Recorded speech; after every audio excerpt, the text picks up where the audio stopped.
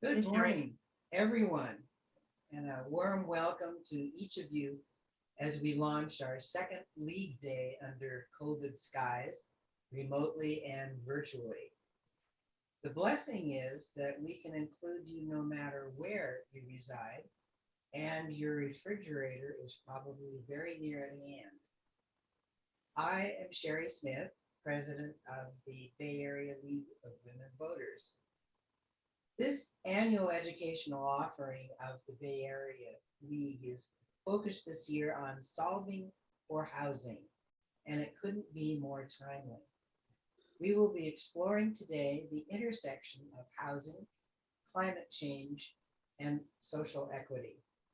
These are all League priorities, and our intention with this program is to begin a discussion regarding what is going on now and where we might go from here. Our planning committee has been spending many weeks and hours assembling this outstanding cast of speakers, and I want to give them the kudos that they deserve. Alphabetically arranged, they are Kathleen Shaw, Danielle Kreider, Roma Dawson, and Madeline Cronenberg. I want to do a special shout out to Madeline, who is not only a former Bay Area League president, but who handles all of our technical setups, like this assembling and executing of the webinar. And we literally couldn't do it without her. So hooray for Madeline and the other outstanding planning committee folk. You're being shown a slide naming all the members of our board. Just an outstanding group of helpful people. And you can be one of them. As you're no doubt aware, the Bay Area League oversees issues and activities having to do with regional agencies and concerns that cross county boundaries within the Bay Area. Issues like transportation, housing, regional government. Our nominating committee is seeking additional members for our board, and its chair, Ann Draper, would love to hear from you. Her contact information will be sent on the resource list that will be sent to all those attending today. Step up and expand your horizons. A few housekeeping notes. The chat function has been disabled. You will be muted. You may ask questions by way of the Q&A function. Any unanswered questions that you may have can be referred to the panelists, whose contact information will be on the resource list, which will be sent to you along with the recording of this day. As you'll see on the slide about today's schedule, we have a brief lunch break around 12:30. And now, on with the show. Our keynote speaker will be introduced to you by Kathleen Shaw. Kathleen? Welcome, everyone. Let's see,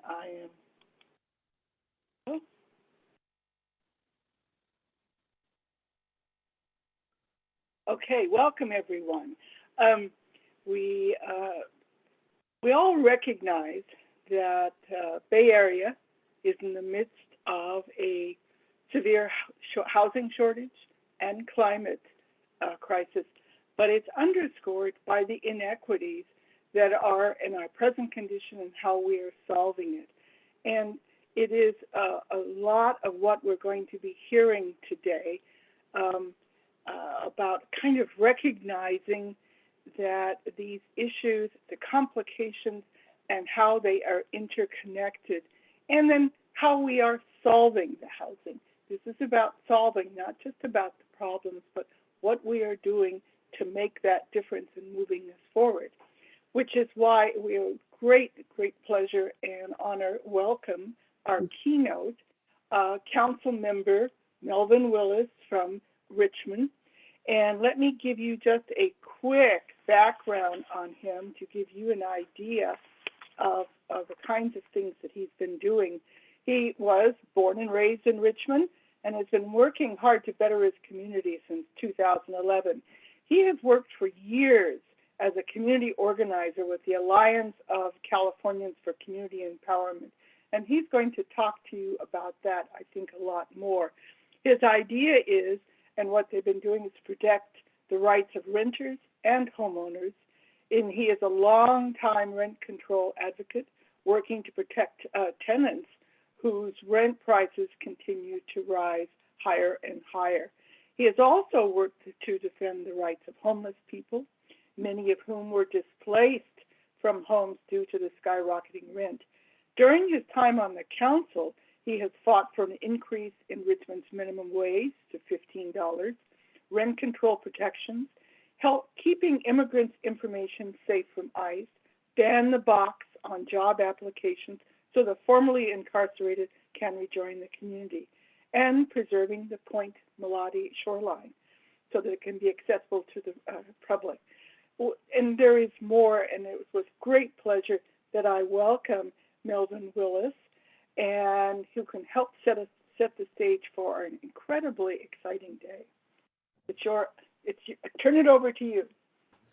Thank you, Kathleen, and thank you to the League of Women Voters for inviting me to be out here today and actually speak. I wish it was in person because it makes it more engaging when we could be in person, but I'll try to be as entertaining as possible as I talk about depressing issues, but also the light at the end of the tunnel as we fight for some of these solutions.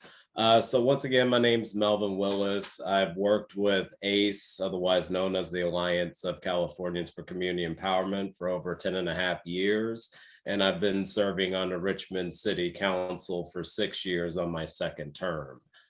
I do want to kind of just back up and just kind of talk about the perspective I have stepping into and learning about the housing crisis and just sharing my own individual perspective. When I first got involved in organizing, a lot of the issues around housing was actually due to the mortgage crisis with the housing crisis. You had way too many people who were underwater on their mortgages or who fell into predatory loans. So part of what we did was identify those homeowners that fell into those predatory practices, and we would organize them to fight for loan modifications and principal reductions. This is in the span between 2011 and 2014 and 15. A lot of that was just having housing counselors come so they can learn about Keep Your Home California and apply for mortgage assistance. And if the banks were uncooperative, we would actually do civil disobedience and go into a bank branch and shut them down with a demand letter saying, keep these families in their homes. And that's what I want to touch on what I think the primary goal for all this should be, is keeping people in their homes and preserving the existing affordable housing that we have. When I first ran for Richmond, I was mainly running because I wanted to defend rent control. I didn't have any, it was a goal to win city council, but the main goal was passing rent control and just cause for eviction. Because as I did door knocking in the community, I come across personal stories, and those personal stories are important to really paint the picture on what's going on in people's lives. One of the folks that I ended up talking to was actually a good friend of me. When I met her during a rent control fight between 2015 and 2016, she was explaining to me that she's a single mom. Her landlord increased the rent double on her, and she managed to get that rent increase within the timeline that she needed to. But even after paying that rent increase, she was met with an eviction notice and was displaced and houseless, going from couch to couch for about 2.5 years for 3 years. She's in a better situation now, but between that time being a single mom, taking care of a kid and not having a stable living situation caused a real impact. And that story was the same for many people that I came across, where they got anywhere between $50 to sometimes $600 rent increases in 1 year, which is why work together with communities to organize and understand what these laws are, and not only pass it through city council, but once it got overturned, we engaged people to go out, gather signatures to put it on a ballot. And whenever we passed rent control back in 2016 with 65% of the vote, it also happened in other parts of the state too, where Oakland improved their rent control and just cause for eviction ordinances. San Jose around that time was passing a rent control measure as well, and so was Mountain View. Now that sparked a conversation because a lot of these local victories made folks say, yes, great, we are making strides to stabilize rents and keep people housed, but what are we doing in the long term for folks that don't have tenant protections? What are we doing in the long term that makes sure that we have deeper sustainability and affordability for very low and low income families in our communities? So a statewide coalition came together with folks from various groups, from organizing backgrounds, policy backgrounds, lobbyists, faith-based, environmental, labor, called Housing Now, to really come up with long-term solutions on how we're addressing the housing crisis and what are we doing to hold politicians, not only locally, but countywide and statewide, accountable to keeping people in their homes and keeping people sheltered and safe. Because it is far too easy, especially in the state of California, it is way too easy to become homeless. People are one bill, one bad paycheck, one bad day away from ending up in a situation of being either uprooted from their communities or being without shelter. And it is far too difficult to get people out of homelessness. And the longer somebody stays in a homeless situation, the more impact it actually has on your mental health. Also, just the general community stigma around homelessness is othering folks who are in a bad situation. So keeping people housed and preserving the already affordable housing that we have has been a primary goal as we talk and address the housing crisis. Back in 2019, to me, it was an historic moment because a lot of us were fighting for the full repeal of Costa-Hawkins, which puts a lot of limitations on rent control. We gathered signatures twice in order to get it on a ballot, but there was so much misinformation and bad press about it, about what the law actually was. It ended up failing because it was being advertised as something that was going to make housing more unaffordable, when in actuality it was going to lift a law that puts limitations on tenant protections that makes it hard for people to have rights when it comes to fighting back and staying in their homes. But from that conversation of trying to repeal Costa-Hawkins in 2019, bills were proposed to do a statewide rent cap and also a statewide just cause for eviction. They have some loopholes in the just cause for eviction part, but we did everything we could to make sure that that passed, because cities like Richmond and Oakland, Berkeley, LA, Mountain View, they have strong rental protections and tenant protections, but there's a lot of pockets in California that don't have these protections at all, or they don't have a political board that is willing to step forward and implement those protections for people, so they have some resources to protect themselves from the predatory practices of bad actors. And we passed that after a lot of lobby visits, a lot of actions in the Capitol. And one action that we ended up doing was sit in the governor's office, which apparently at that point never been done. We even had a couple of members of ACE who stayed the night because they were on the brink of homelessness, because they were under a corporate landlord who was trying to make them homeless so they can increase the rent. And a lot of these corporate landlords, when they acquire new property, tenants end up seeing rent increases, but they don't actually see any renovations done to their house to improve the quality of living. So it's just an atrocious situation that was happening. But passing AB 1482, statewide rent cap and statewide just cause for eviction, was a huge historic step, but more needs to be done as we move forward. Now, in the past 5 minutes, fast forwarding to the pandemic, all of us knew that as soon as the stay-at-home orders happened and folks started losing their jobs, we knew that there were going to be folks falling behind on their bills, on their utilities, on their rent. And we knew that if the state is telling people to stay home just to keep everybody safe and healthy, it is important that the state takes responsibility, ensure that people can stay in their homes and have the resources to pay bills so they're not in a situation that will leave them homeless or displaced from their communities. It took a lot of fighting, but we did get the state to commit, and as an entire state coalition, which many groups were pushing on. And now we have the Housing is Key process and program, which I actually am going to send a website to the organizers on this so people can have this.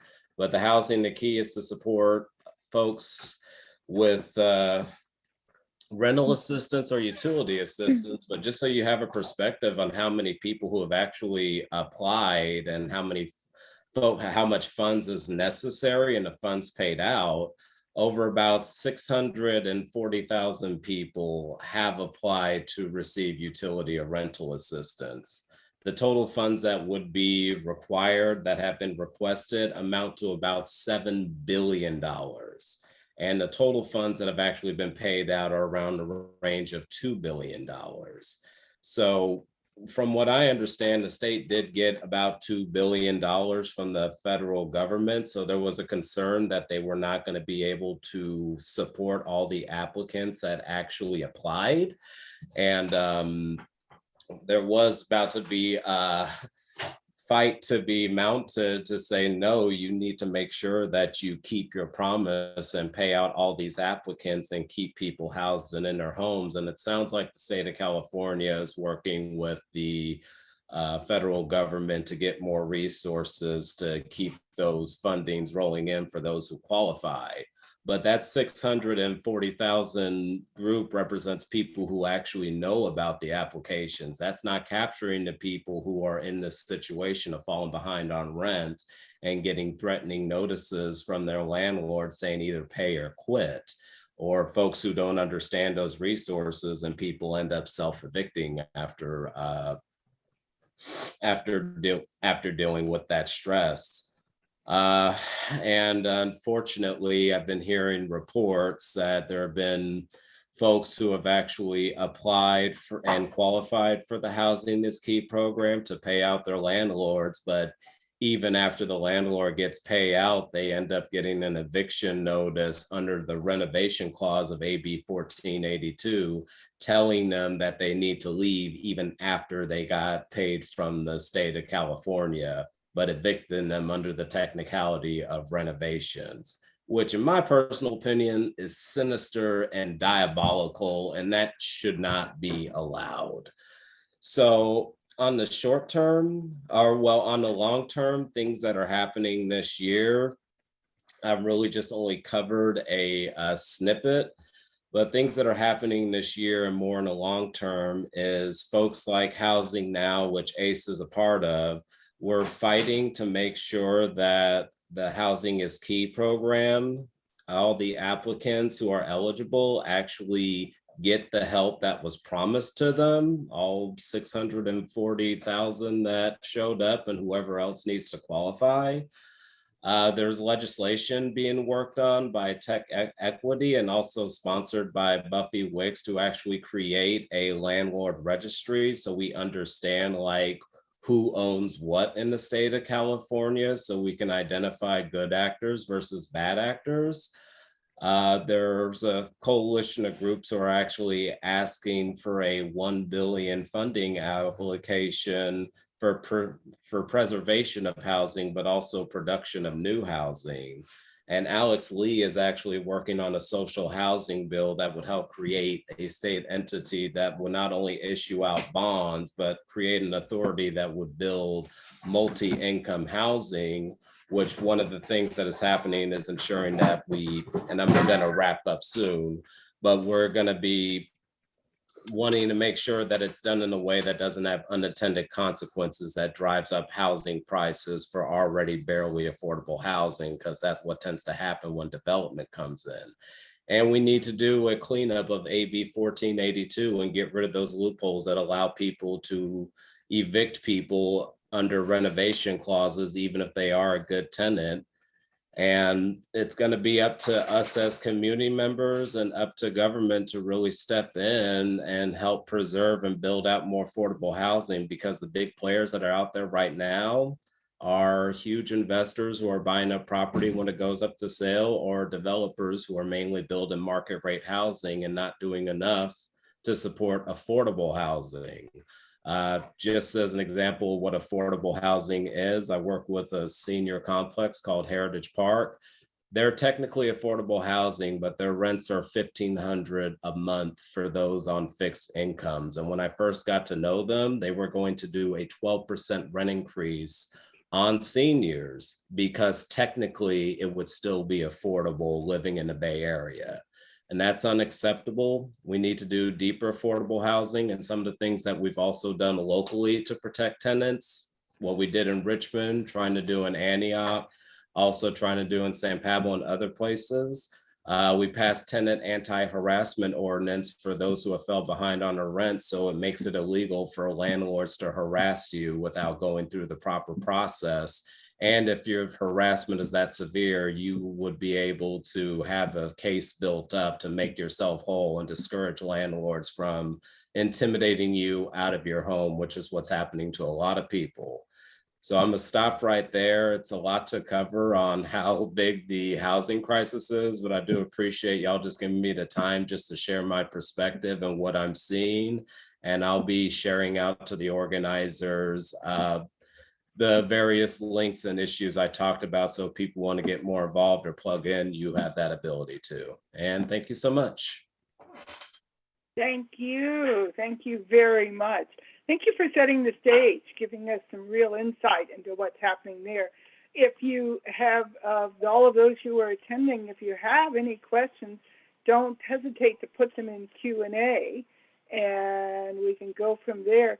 What do you see while we're kind of just checking? Do you see anything on the horizon that you are telling us that we should really watch for and be part of? I think you've been in it. Do you see that is us, and you're going to give us a link about Home Now? Yeah, the Housing Now Coalition is monitoring some of these bills that are happening, like the social housing bill is an ongoing conversation. It's a long-term one, but it's something that's happening. Also, AB 1482 cleanup bill, which is, the conversation is happening, but a lot of work needs to be done to really push it and make it important to the legislator. And the statewide landlord registry and fully funding ERAP. Those are all things that are like happening right now. And folks like the league can get involved with the Housing Now Coalition and be a part of these strategy sessions on how we engage with the legislator to push them forward. And if people have the capacity, the thing that I would suggest folks doing is, if you live in a city that doesn't have rent control or just cause for eviction or an eviction moratorium, fight for it. If you're able to have the resources, host tenant clinics so people can know what their rights are and find out about some of these services, and pass anti-tenant harassment ordinances, because harassment has had an uptick since the pandemic happened and people lost jobs and wealth. Okay, thank you. No, good way to do it. With that, we will conclude your keynote. Thank you for setting the stage. And we will now go for having me. All right, thank you. Okay, I have the honor and pleasure of moderating our first panel to follow Melvin Willis. And this one, the panel is all about, and kind of it just piggybacks to what we were just hearing, the latest in land use, from federal, state, to local. And I am just checking to see, we have three particular speakers. We have Thomas Silverstein, we have Ken Quirky, and Council Member Janet Abelson. To kind of keep this going, what I'm going to do first is introduce you to Thomas Silverstein, and then he can do his thing, and then he'll have approximately 10 minutes. And we were joking, I'll give you a gentle nudge when that 10 minutes is up. And then after he is through, I will then introduce Ken Quirky, and he will have his time on the screen. And then we will follow with Janet Abelson, Council Member Janet Abelson. So let us first introduce Thomas Silverstein, who is from the Lawyers Committee for Civil Rights under Law. And I am thinking that there's going to be on our screen a PowerPoint beginning. Yes? I'm going to refer to Madeline. Here I am. Can you hear me? Yes, we can. Mr. Silverstein has not arrived yet. Okay. So more time for Ms. Abelson and Mr. Quirky right now. Yes. I was wondering because I was looking for him. Yeah. Well, with that, we will go with Ken Quirky. So I'm going to give you a background. Ken Quirky is the Chief Partnership Officer for All Home. Ken has more than 30 years of experience related to housing, land use, and transportation planning. He leads the Regional Impact Council, that's All Home's regional roundtable of leaders and stakeholders tackling housing insecurity and homelessness. Prior to joining joining All Home, Ken was the Director of Planning for MTC, Metropolitan Transportation Commission, and the Association of Bay Area Governments, ABAG.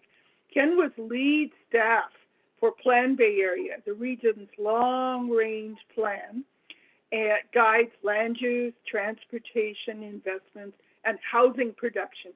And over a large staff, they were advancing planning and implementation of a broad range of these housing topics. Prior to joining MTC, Ken served as the Director of Planning and Research for ABAG, and he led the special consensus-based process for developing FOCUS. That was the Bay Area's regional blueprint. And he has gone on and done an incredible amount of planning, not only here in the Bay Area, but also New England. Really, really a pleasure and honor to welcome you, Ken, and talk about what is literally the latest in terms of solving for housing and in the latest in land use. Ken, you are on stage.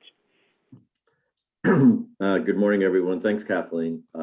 Really nice to see a lot of you. I'm as my picture suggests, a veteran in general, but also a veteran of League Days. It's the first one I've ever done virtually, but it's nice to see a lot of the attendees. I always really enjoyed these events. I think we have a slide. There we are. So I'm going to give an overview of the Regional Action Plan. Next slide, please. And I'm going to first talk a little bit about All Home, the organization that I am the Chief Partnership Officer for. I joined All Home in 2019 when the organization was launched. It was founded and envisioned by our CEO, Tamika Moss. And All Home really was started, we can stay on that slide for a moment. All Home was really started with kind of two twin and interrelated mission objectives. One was to address the region's current homelessness crisis, which, as anybody who has lived in the Bay Area knows, has become much worse over time.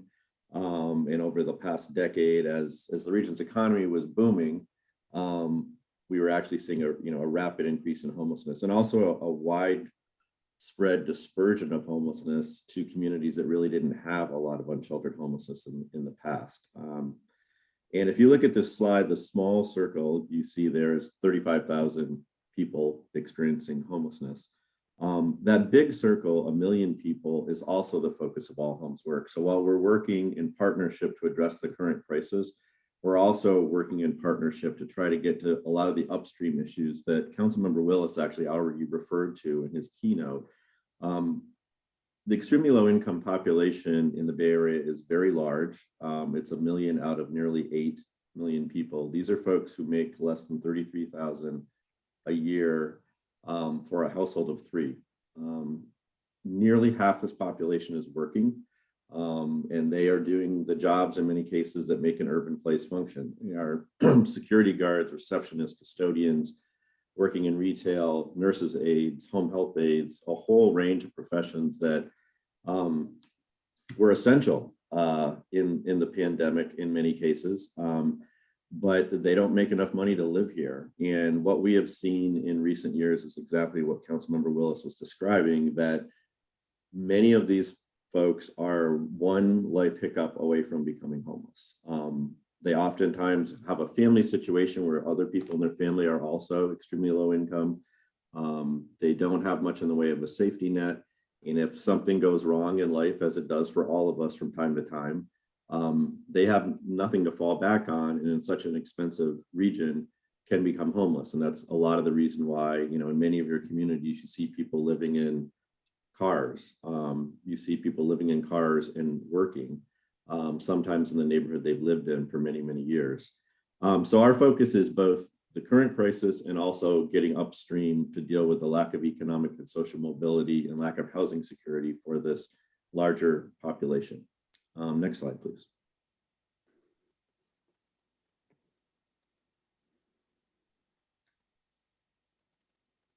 So we very quickly realized when we launched All Home that we could not take on these enormous issues on our own as a pretty small nonprofit, that we needed to do them in partnership. And we launched and are now facilitating what is called the Regional Impact Council. This is a group of 2 committees, a steering committee, which is largely elected officials from around the region, affordable housing experts, homelessness service and social equity leaders, and members of the business community, and a technical committee of subject matter experts across a broad range of sectors that relate to both homelessness and poverty. So people from public health, people who are working on affordable housing, homelessness service providers, people from the public sector, people from the nonprofit and philanthropic sectors rather. And these folks set out to work in the spring of 2020, literally just as COVID was really bearing down on us all. Every meeting of the group has been virtual, but they have been super, super involved and have taken these challenges really, really seriously, meeting oftentimes a couple of times a month, to first, in the first phase of work, come up with something called the Regional Action Plan, which is a regional plan to address homelessness in the Bay Area. And I'll get into the details in a moment. And now, in addition to working on implementing the Regional Action Plan, the Regional Impact Council, or RIC as it's referred to, is focused on what will become the platform for change. And this is really trying to get to some of the upstream issues for people living in poverty in the Bay Area, to both address the housing shortfall, but also try to create more economic opportunities for people depending upon where they are, and what kind of interventions would be helpful to them. Next slide, please.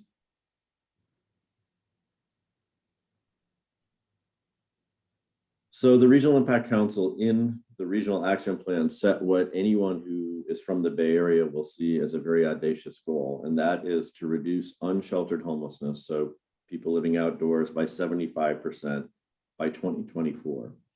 And the reason the RIC believes this and the members believe this is possible is because of the framework that is embedded in the Regional Action Plan. Next slide, please.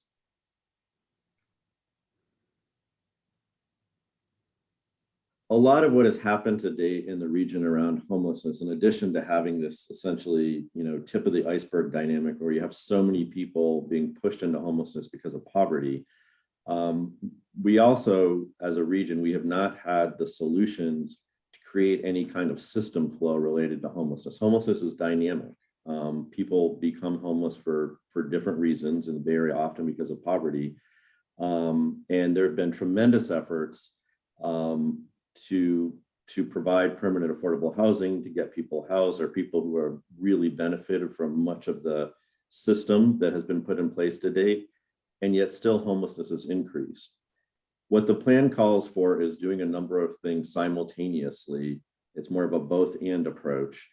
First, it calls for interim housing. This is generally non-congregate shelter, which is generally thought to work better for people. It provides more autonomy, provides more independence.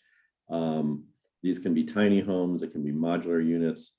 In some cases, some communities are creating managed RV parks with services and so forth. That's a first stop.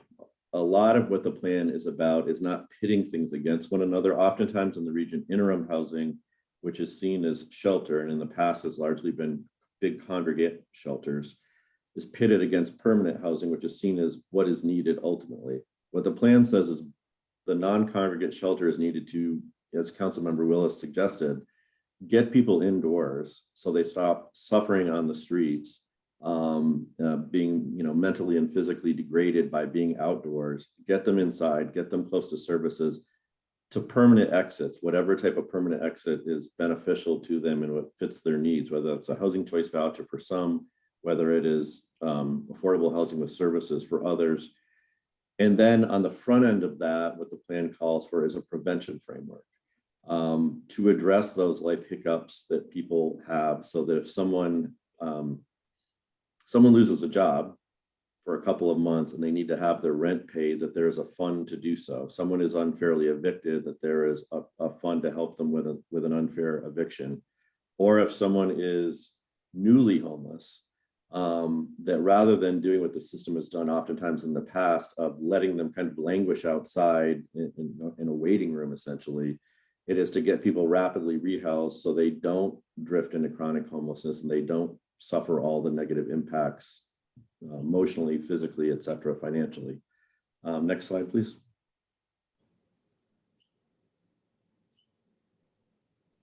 So at this point in time, there's an endorsement process going on. 3 of the counties, Solano, Contra Costa, and San Mateo counties, boards of supervisors have endorsed the regional action plan. Their staffs have begun working on how to implement the plans, and Solano was just a few weeks ago, so they would be surprised to hear they've started working on it. But that is the process, is to endorse and then really try to look at existing resources in a community, how they are deployed, what kind of gaps exist to implement this framework of doing these 3 interim, permanent, and prevention activities at once, and what additional funding might be needed. The Regional Impact Council, I think, among many things that it's been able to accomplish in a relatively short time, is to create a voice for the Bay Area in Sacramento. The governor's budget last year and this upcoming fiscal year was very much influenced by recommendations from the Regional Impact Council. One of the opportunities coming up is the fiscal year budget. There's a lot of detail there, but it has significant amounts of money for funding related to homelessness action plans, for example. So the counties will be doing those, and they aren't exactly what this framework is that I described that's in the regional action plan, but they're similar. They call for a both and approach to get people rehoused as quickly as possible, and there are plans for the counties to do that, and then they are eligible for funding.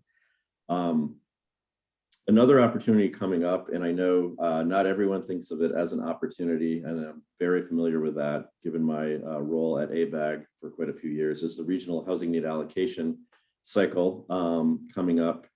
But we really do think it is an opportunity to really try to focus on, again, Councilmember Willis referred to this, not just planning for very low income housing, but actually trying to get it built. If we were able to significantly increase the supply of very low income housing, we would also be doing a lot to mitigate future homelessness, because people who are most vulnerable to homelessness would have a place to live. And so I think there's a real opportunity there. There are resources for jurisdictions in terms of planning and zoning from the regional agencies. And I think it will position jurisdictions well, potentially for future funding from the Bay Area Housing Finance Authority, which was created a few years ago. It was just launched by ABAG and MTC, has pilot projects underway, but there is a real opportunity there to create an affordable housing funding source, the likes of which the Bay Area hasn't seen before. And ultimately, by giving people who need affordable housing homes, it would do a lot to address homelessness in the region. It's a bit more upstream, but I think it's super important, and it's a really important opportunity for the Bay Area. So I will stop there. Kathleen hasn't told me to stop talking yet, but I'm going to stop there. It is a, let's see if I can get myself back on. Go. Looks like I need to have, there we go. Thank you, perfect timing actually. I had just got ready to say it's time to stop. So thank you, Ken, for what you were doing. And it's a perfect lead-in, I think, to Councilmember Janet Abelson. And I would like to give you a real sense of her background. And I think you'll will really really piggyback to what we've been saying. Councilmember Abelson, she is currently a city council member for the city of El Cerrito and has been since 1999. She's also served as mayor in 2002, 2006, 2010, 2014, and 2016, just to know that they really wanted you as mayor. She also serves as a commissioner for the Contra Costa Transportation Authority, as well as the West Contra Costa Advisory Committee on Transportation. She is council liaison to the Committee on Aging, Environmental Quality Committee, as well as the Urban Forest Committee. She is the East Bay League of California Cities immediate past president. And may I say, her work in housing, transportation, and the intersection with climate change solutions is award-winning, noting that her innovative access and equity solutions in making El Cerrito's housing element planning and execution a model for cities meeting their arena housing needs. To give you an idea of what she has in her community involvement and really keeping her fingers on the pulse of what's going on, she is the League of Women Voters Vice President of Membership, just to let you know that, as well as she is the Seroptimus International of El Cerrito past president. She's a El Cerrito Chamber of Commerce and the Bayside Council of Parent-Teacher Associations, and actually a number of others. But at that point, to give you an idea of her holistic view of what's going on and kind of in a sense how we are solving for housing, let me introduce you to Councilmember Janet Abelson. It's your turn. Well, thank you. That's a wonderful introduction. I really am thrilled by it. One thing though that you did leave out was how I came to this issue. And the way I came to this issue is I'm disabled and I use a wheelchair to get around, not a car. I use transit, not a car. I don't have a driver's license. When I became disabled, they took away my driver's license, even though the accident was caused by a truck. Anyway, and I wasn't driving at all. So I'm you might say on the user side of this, and that's the way I think of myself. And in the work that I've done, I have tried to make it better for users. I call us users, people who use the system. I have help with my slideshow, Aisha Ashori from the city of El Cerrito. Oops, there she was for a second. Her picture, and she's our housing specialist, and there she is, and we are so fortunate to have her. She's just done fantastic work for us, and is amazing. I can't say any more. And so some of your questions, she may be the one to answer if you have any. because she's the expert in the housing answers. And with that, I'll push into the next page. This is just some scenes from the way it looks now, a few scenes. And then there's a map here that I'll show throughout that shows San Pablo Avenue. And then it's a legend of all the activities that are either in progress or completed. The green ones are completed, and they all have to do with housing. The next page of the slide, let's see here if we can get this working, shows a cover from Western Cities, which is this California Cities magazine, and it shows or purports to show Lonnie Hancock.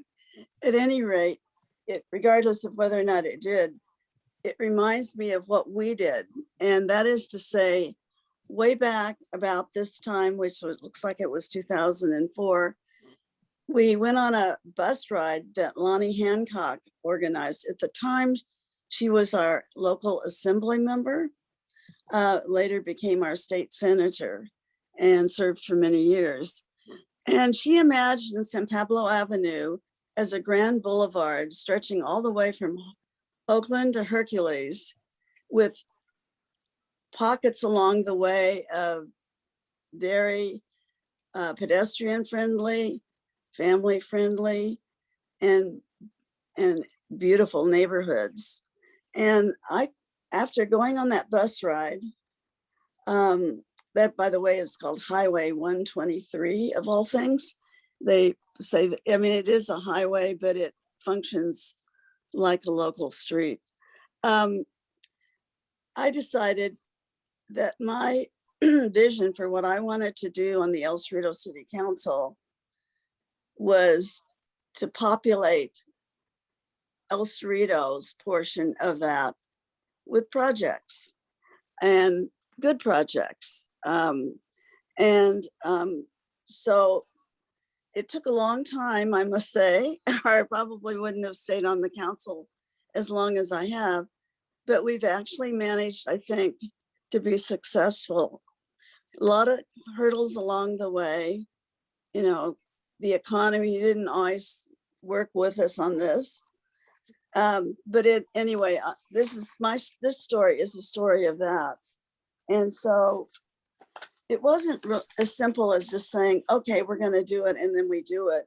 We ended up doing a number of planning documents, which was very important from the point of view of the city. The most important plan was called the San Pablo Avenue Specific Plan.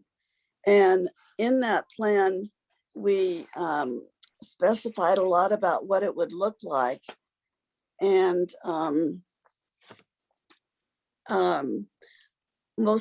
I think the most important element was that we did what's known as an EIR, an environmental impact report for the whole, let's see here, I have to say plan. And because we had done it for the plan, meaning all the units that were described in that plan didn't need to get their own individual EIR. And that made it easier to develop, because we answered for our would-be developers a question, and they would say, how do you want me to do it? Just tell me what you want and we'll do it. We don't care. You know, they really didn't care. They just wanted us to tell them so that they didn't have to figure it out, go to the planning commission, get knocked down, come back, redo the plan, same thing over through various iterations. I literally had developers tell me that. And before I was on the city council, I was actually on the planning commission.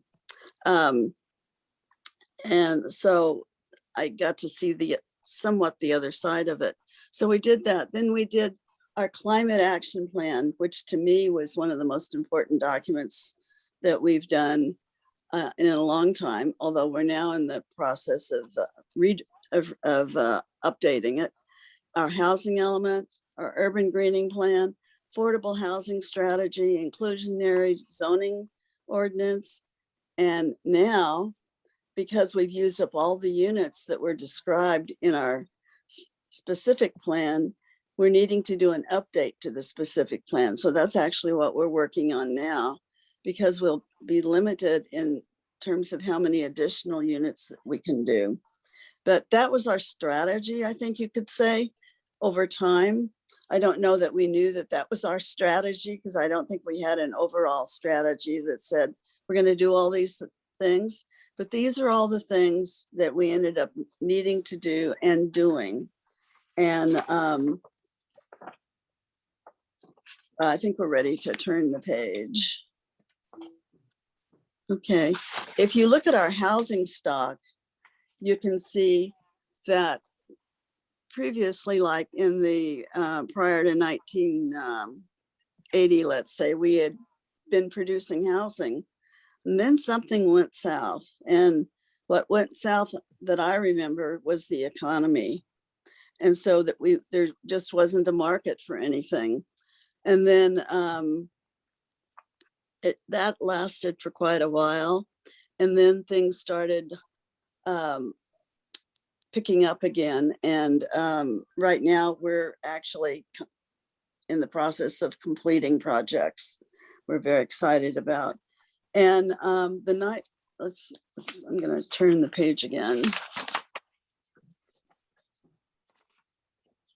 Okay, so the reason we have this document, which you can get, by the way, in a larger size from us if you'd like. And we have various websites at the very end of this that'll show where you can do that. It shows San Pablo Avenue, which is the thing that is at an angle.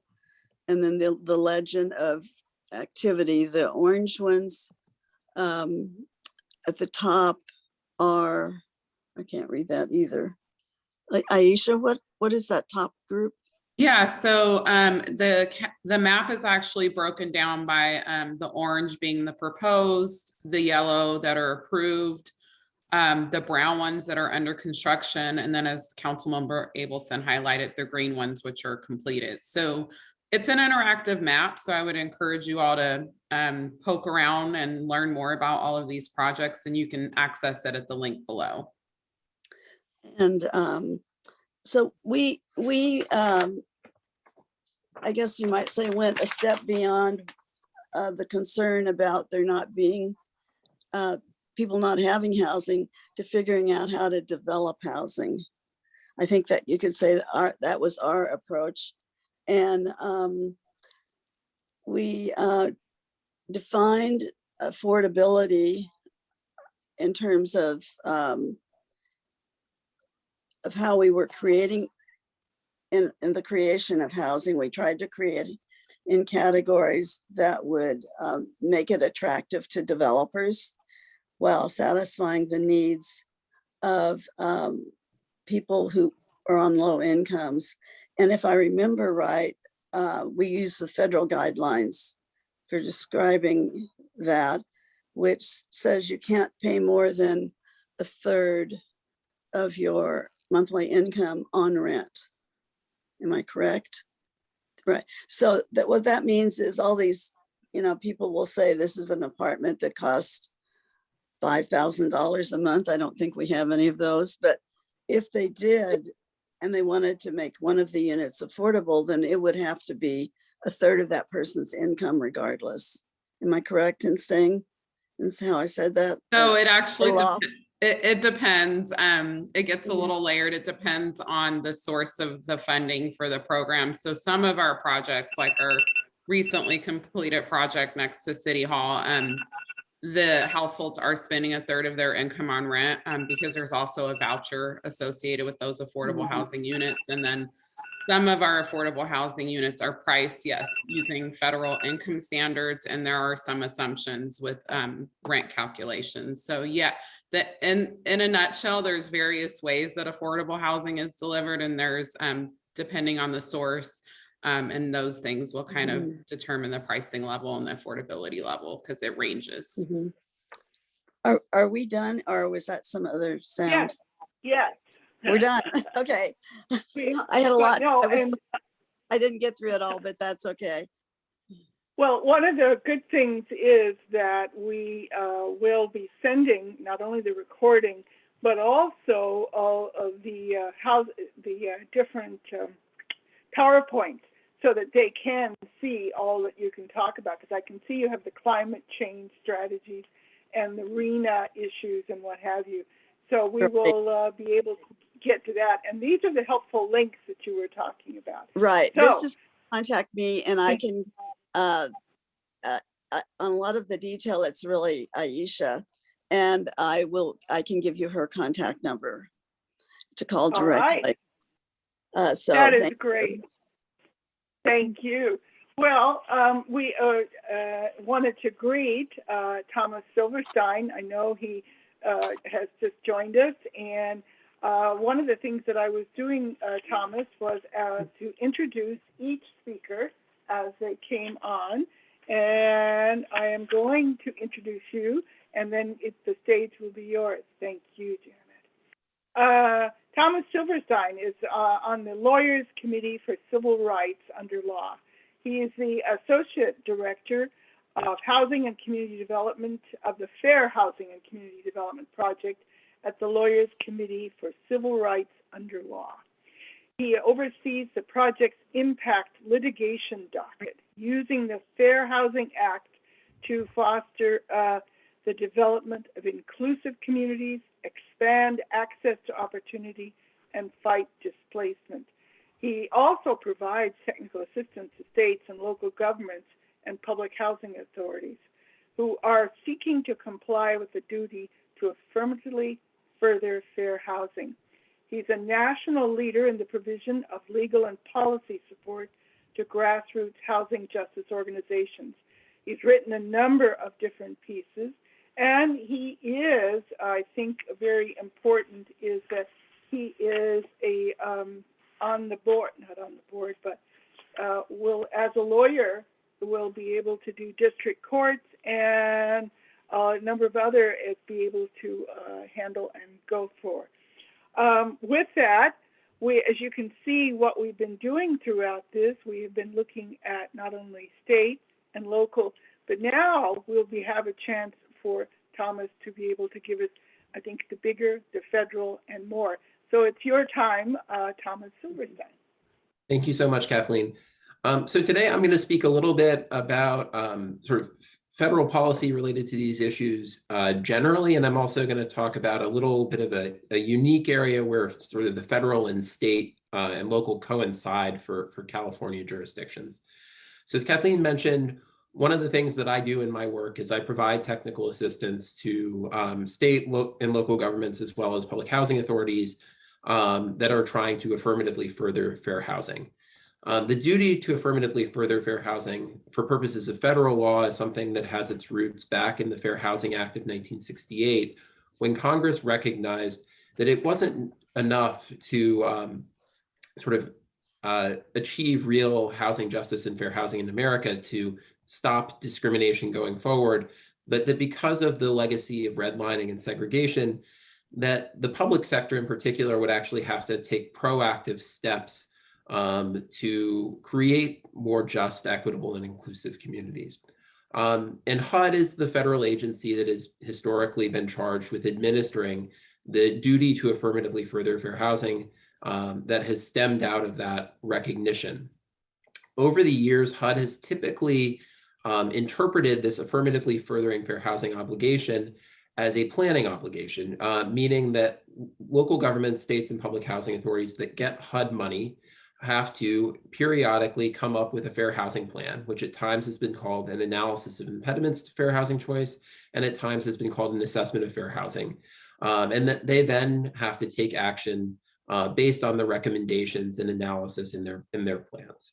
The past 7 years or thereabouts has been a pretty tumultuous time for affirmatively furthering fair housing and what that means. The Obama administration issued a regulation in 2015 that substantially modernized and revamped the system for affirmatively furthering fair housing. And that was beginning to be implemented in a meaningful way in 2016 and 2017. But through a variety of regulatory actions in 2018, 2019, and 2020, the Trump administration essentially halted meaningful federal oversight of affirmatively furthering fair housing.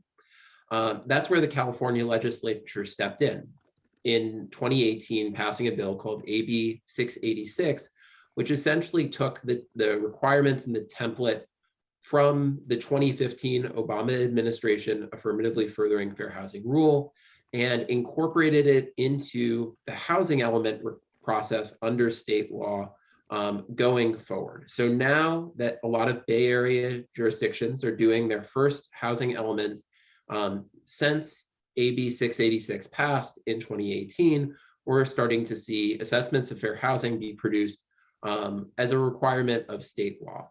And it's a really exciting opportunity for local governments to think in a sort of through a system sort of lens about how they can address the most sort of entrenched aspects of systemic racism in housing and structural racism in housing and in ableism in housing and the types of forces that push people into congregate settings and institutions instead of being able to live in the community.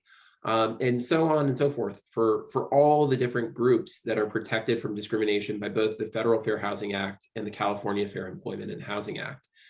So we will see this planning process really unfold in California over the next year, and in the Bay Area in particular over the next year as jurisdictions are doing their housing elements. Federally, we are obviously now no longer in the Trump administration, but the Biden administration's process of sort of reinvigorating affirmatively furthering fair housing is a methodical one. So in June of last year, the Biden administration issued what's called an interim final rule, which is a regulation that is allowed to take effect without notice and comment occurring first. And the purpose of that interim final rule was really to sort of explicitly disown the Trump administration's attacks on affirmatively further fair housing, and to make clear that local governments really did have to affirmatively further fair housing, that the meaning of that term really focused on trying to dismantle patterns of segregation and other barriers to housing for protected groups. And it also encouraged, but didn't require, local governments around the country to engage in fair housing planning in the meanwhile, while the Biden administration came up with what sort of comes next as a planning process. Right now, we are anticipating potentially quite soon the Biden administration issuing a proposed rule that would set forth a new federal fair housing planning obligation. And we will see when it comes out how closely that resembles what the 2015 rule required, and also how closely that resembles what California is requiring through AB 686 and the California Department of Housing and Community Development's sort of implementing guidance for AB 686. I did want to mention a couple of other things on the federal front. So as folks may have been following over the course of much of the last year, or may not have, depending on your level of patience, the sort of signature domestic policy agenda for the Biden administration is encapsulated in something called the Build Back Better Act, which has not become law, and which is a proposal to try to use the federal budget reconciliation process to pass major investments across a range of areas, including but not limited to housing, with a 50-vote threshold instead of needing to overcome filibuster. It now appears that the Build Back Better Act is perhaps dead due to opposition from Senator Manchin and Senator Sinema, although who knows what could happen if it could get revived in the future. But there's at least one key piece to take away from Build Back Better in terms of thinking about where the federal government, or at least sort of congressional Democrats who are involved in shaping the housing provisions of Build Back Better, are on issues like zoning and land use. So one of the smaller provisions of the proposed Build Back Better Act is something called the Unlocking Possibilities Program.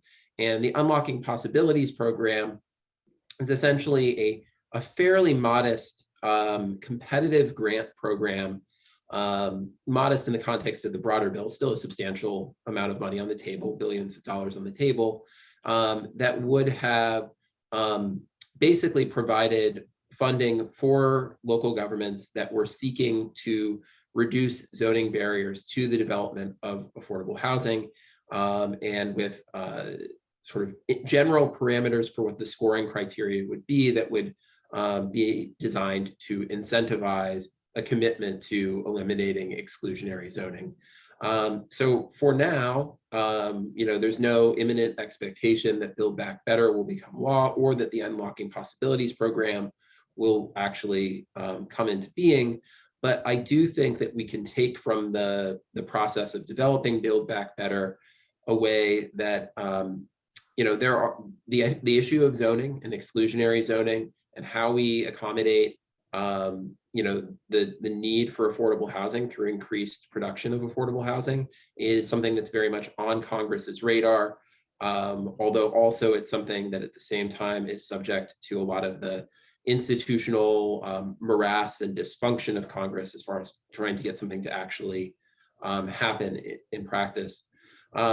You may see some of the sort of concepts from Unlocking Possibilities pop up in an unexpected location. So I think it bears watching whether HUD, from an administrative standpoint, trying to leverage existing programs, might try to achieve some of what Unlocking Possibilities was designed to do, but without the need for new legislation. So I think we'll keep watching that.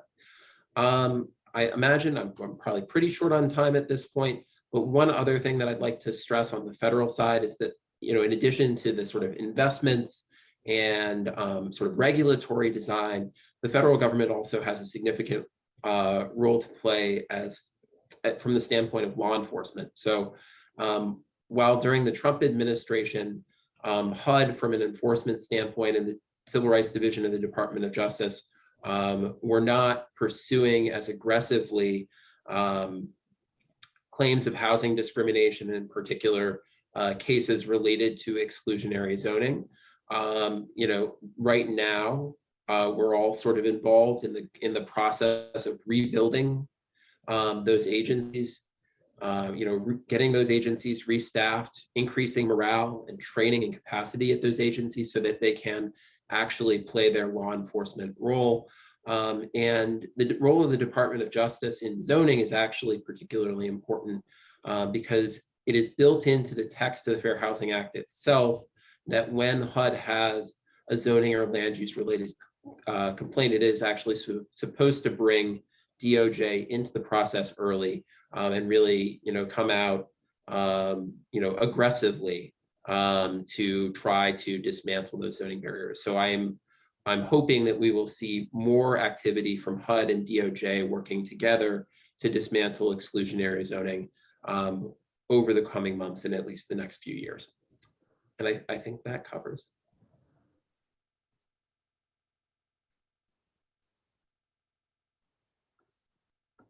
All right, thank you. There's a lot of questions there, and I'm going to bring them up. And, if you yourself, Thomas, or Ken, or Janet, whichever you would like to address, we can do that. And I also wanted to give you, all of you, do you have questions of each other, for example? Is there something you wanted to bring up before we move to the questions in the Q&A? Up to you. All right. It probably will develop as we go. Let me give you all right. It says here, one question, and let's see if we can do these in order. It says the ERAP program has been forced to slow down due to lack of additional funding from the Federal Treasury Department. Local, state, and federal leaders have all sent letters urging more funding. What can community-based organizations and nonprofits do? Thomas, would you like to talk to that? Sure, I can try to speak to that briefly. So, I think the solution to meeting the gap on ERAP has to be to try to work at all levels. So while it would be nice for the federal government with its greater capacity to deficit spend to move to close the entire gap, we also know that the federal government moves slowly. So I do think that community-based organizations should be exerting pressure at the local level and at the state level. In terms of the federal piece of this, there's really two parts. So one is there are states that, unlike California and New York, have not exhausted their ERAP funds. And there is there's work ongoing at the U.S. Department of Treasury to try to reallocate money from the states that haven't spent all of their money to states that are oversubscribed. I'm not sure off the top of my head the best way to engage from a community-based standpoint in that process. It's ongoing. It's obviously pretty technical and sort of inside baseball. But people should be aware that effort at Treasury is occurring. The other thing I would say is, it may not be right now that there's a lot of momentum around, a sort of one-off or two or three or four off COVID-related large relief bill that has lots of different provisions, including an ERAP provision in it, moving on its own. But it may make sense to think about and to pressure one's members of Congress about how to try to meet the remaining need for ERAP through the normal appropriations process. So the current continuing resolution that's funding the federal government runs out, I believe, quite soon, I think. We've already been operating under a continuing resolution for longer than is typical. So folks should be thinking about that as an opportunity to try to see if ERAP could be woven into it. And we should also be thinking already about the fiscal year 2023 budget. The White House will likely be putting out its budget template within the next month or month and a half. I have a question. Just for those, what does the acronym ERAP stand for? Emergency Rental Assistance Program. Thank you. I just wanted to make sure. There are a number of questions that are coming up in terms of what, are we only just talking about affordable housing? What about, housing across the board? And really, I was wondering, Ken, maybe you can talk about the RHNA and what that is requiring local jurisdictions to do. It is not just low income. It's a whole requirement across the board. Right. So the regional housing needs allocation, as I think a lot of people know, includes 4 income categories: very low, low, moderate, and what's called above moderate. For most of the RHNA history, the various cycles, 7 or 8 year cycles, depending upon the particular cycle, the Bay Area has only met the target for above moderate, which is essentially above 120% area median income. So there arguably has not been enough housing built at any level in the Bay Area. Janet's slides earlier, it showed in El Cerrito that there was a lot of housing being built back in the 70s and the 80s. A lot of Bay Area communities fall into that category. There definitely, I think, needs to be housing at different levels. RHNA is structured to do that. There are a number of new provisions. One of them is SB 35, that is jurisdictions within a certain period of time don't meet the housing target in the regional housing need allocation allotment that they essentially get to plan and zone for in their housing elements. then it sets up streamlining provisions for projects in their community. And that's a pretty significant incentive, I think, for more housing, and it would also likely result in more housing. I think one of the keys that I think a lot of jurisdictions are thinking about and struggling with, and it's an important issue, is how to make sure that the affordable housing gets met. I saw one of the slides about, comparing the cost of housing in Metro Boston versus San Jose, and it's absolutely true that the longer we've been in an affordable housing crisis in the Bay Area, the further up the income strata, the severity of it has become. That it's difficult for middle income families to stay in the Bay Area at this point and afford to buy a house. And that's not true in most other, even high cost metro regions. There's some place for them to buy. That said, the severity is most extreme for the poorest among us who are working full time, part of the workforce, and the idea of owning a home is completely out of the question. Just being able to make rent is the challenge. And so, yes, more housing at all income levels. And I do think RHNA offers an opportunity for jurisdictions to really turn the tide, and some of the supports coming out from the state should help with that. Okay.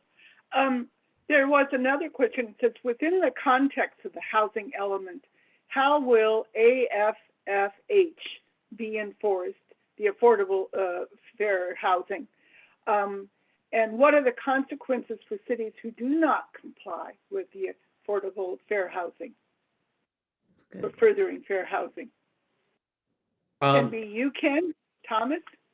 I can start to speak to that, and then it might make sense for Ken or Janet to speak to something I'll tee up here. So, the assessment of fair housing is a required part of the housing element at this point, and we know, based on the experience of local governments in other regions of the state that have already submitted their housing elements to HCD, including the Sacramento area in Southern California, that HCD is very closely scrutinizing the assessment of fair housing component, or affirmatively furthering fair housing component of the housing element, and has not been quick to approve or certify housing elements where it has serious questions about that component. So, and we've seen, for places where the first submission happened a while ago, an iterative back and forth process as HCD has demanded changes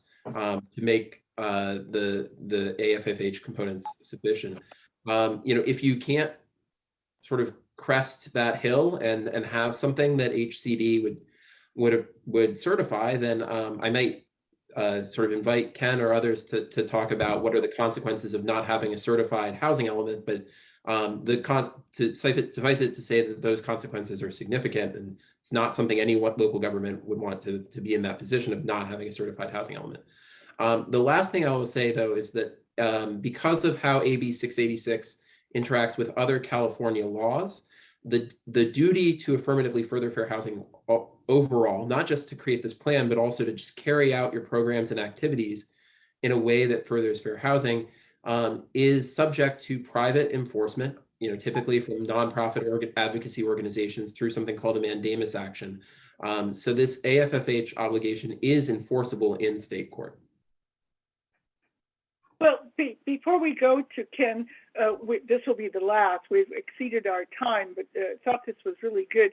There has been in the, I think, chat and other resources, for example, on talking about the case with Santa Monica and what happened to them, and the letter from HCD kind of describing why they were not going to certify.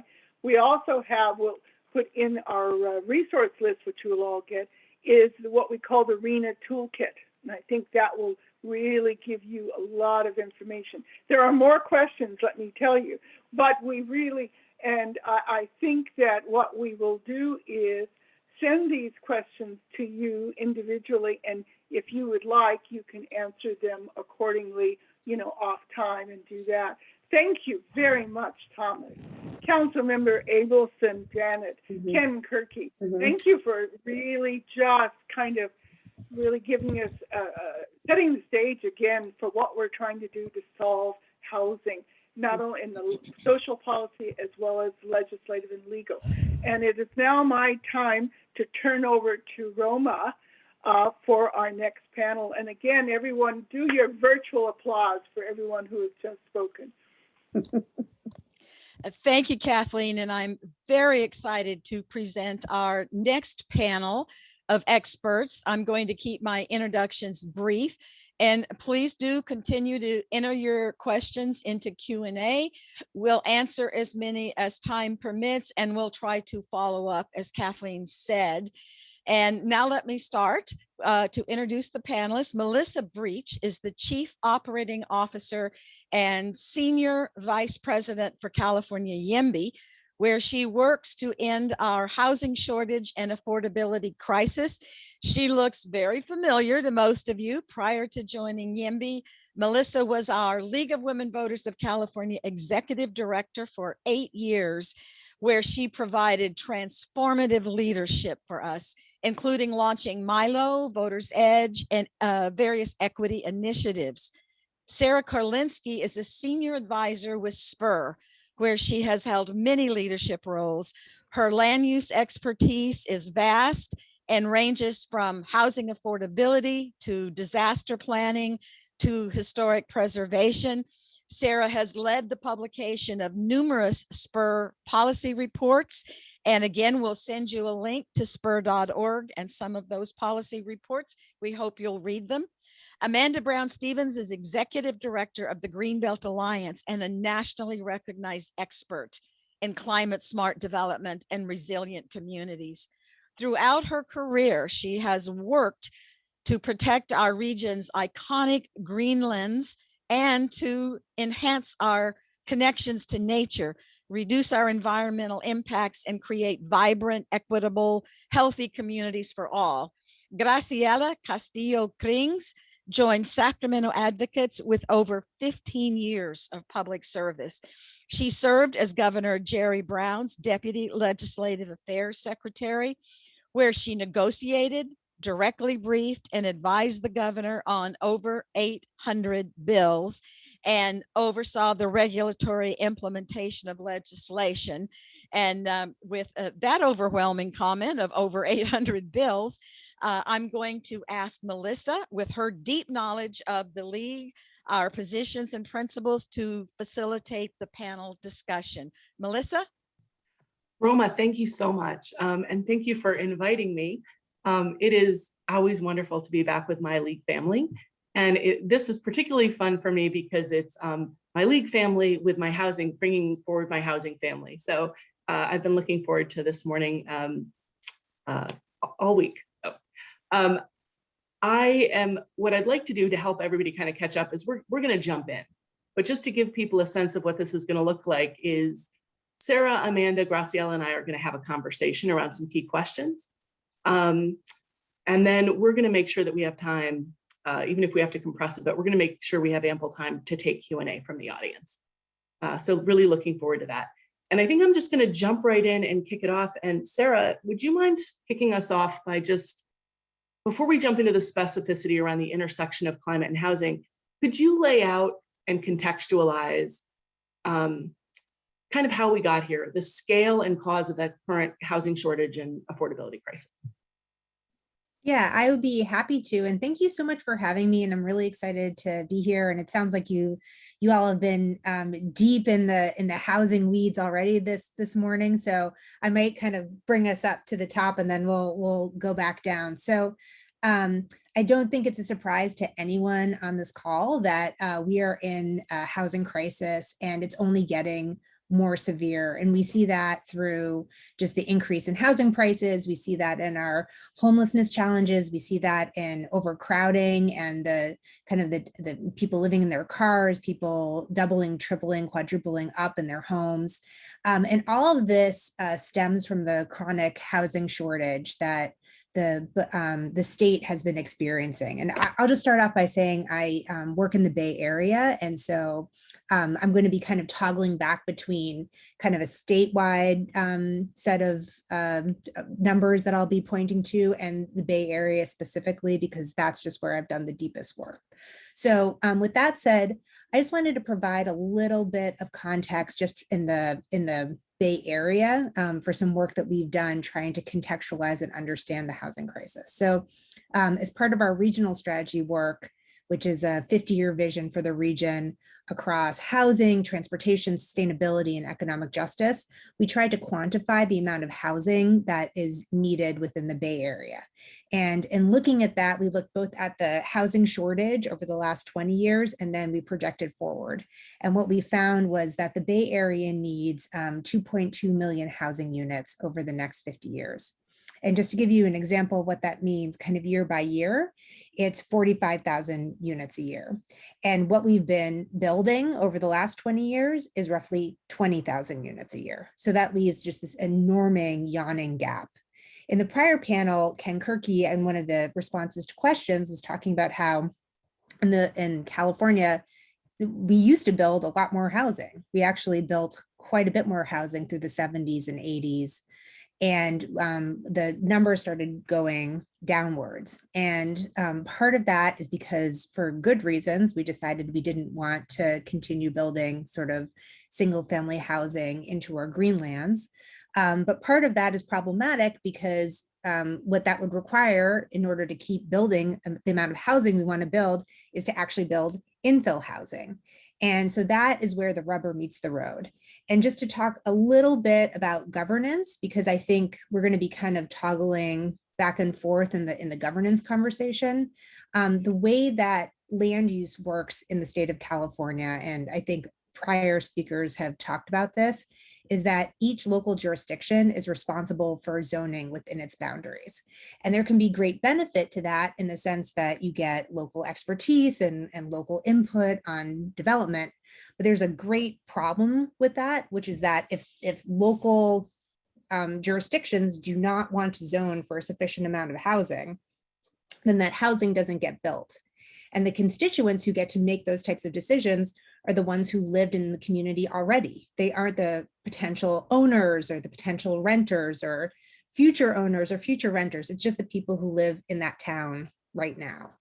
And that creates a huge collective action problem, because if every single jurisdiction, in a certain area decides, hey, we're concerned about traffic, or we're concerned, we don't like what that building looks like. Ooh, it might cast a shadow. Ooh, my neighbor wants to add an ADU. Ooh, I don't know about that. Those types of decisions just add up. And then what you get is a chronic housing shortage. So that is a substantial problem. I think another thing I just want to point to as to kind of how we got into this place that we are, some of the previous speakers were also talking about that, but are the way that our housing landscape and governance is structured, in part is super problematic because it enshrines structural racism. So when we were talking about affirmatively furthering fair housing, part of why that's needed is because so many local communities basically, instead of saying, hey, we don't want people of color living in this town, we don't want Black people living in this town, what they did is they said, we're going to have single family homes with large lots, and only people who can afford that tend to be white people who have been able to amass wealth over time and be able to purchase into those communities. So there's a great set of reports by the Center for Othering and Belonging, which is out of UC Berkeley, talking about the relationship between single family zoning and racial segregation. And it's a huge problem. And you can just see it absolutely everywhere. And so if we want inclusive communities, if we want affordability, if we want our children and our grandchildren to be able to live in the same communities that we've been able to live in, we need to build more housing. And if we don't want to be sprawling out into our green fields, we need to build it in infill locations. So I'll just stop there. Thanks, Sarah. That was a very fast and very thorough wrap up. I'm just curious, Graciela, do you have any thoughts on what Sarah said. No, definitely. And thank you everybody for making time to have a really important discussion on a Saturday morning. Just to add, finer point to what Sarah said, I think when you look at the impact that housing has in our communities, COVID actually pulled back the curtain a little bit and really kind of gave us a glimpse of what families are experiencing. So when you look where COVID actually hit the most, you're looking at areas that have higher rates of poverty. They are overcrowded. And by overcrowded, I don't mean higher density. I mean more people to an actual living place, more people per room than what should be the case. And the reality is we ended up seeing the impact of COVID in communities of color. We had Latinx and Black communities that were heavily hit. And these were also our essential workers. So on one hand, they were also the people that kept our economy going, and they were the ones that were hit the hardest. One of the things, just to underscore what Sarah said, a lot of areas that basically were created because of segregation and redlining, you ended up having people that not only got more like just sicker in general, but you also ended up understanding the impacts that lack of adequate housing has on other family structures. One of the things is we ended up understanding education. When you ended up having everybody living in the house and children having spaces to kind of do their homework, there wasn't. And so housing is not just about making sure people are living with a roof under their head, but if we don't actually think about the impacts that housing has, it also has other ramifications that are important to us as a society. So I just think we need to think about housing a little more broadly. And I think COVID actually gave us an opportunity to really rethink how housing fits into just all of the different goals that the state has. Thanks, Graciela. I don't see Amanda coming off mute, and so maybe I'll just pose this quick thought, which is that, one of the things for us to think about is housing is healthcare, right? Like where you live determines your health. It determines the quality of the education that your children get. It determines the economic opportunity your family has. And so as we think about that too, this issue of like density and multi-unit housing is really the strategy we have to bring new families and to give people that same level of opportunity. We can't do it with single family homes, with only single family. Any last words, Sarah? I'm sure I'll have more last words later, but yeah, Right. For now I'm good. Thanks. All right. So to jump into the meat of our conversation, I'm going to kick it to Amanda and just Amanda. So when we say housing policy is climate policy, like what does that mean? Thanks, Melissa. And just first, thanks everyone for being here, and thanks for inviting me. I was also excited about this conversation. One, because I love this topic, and two, because I love the people on this panel. So really appreciative of being here.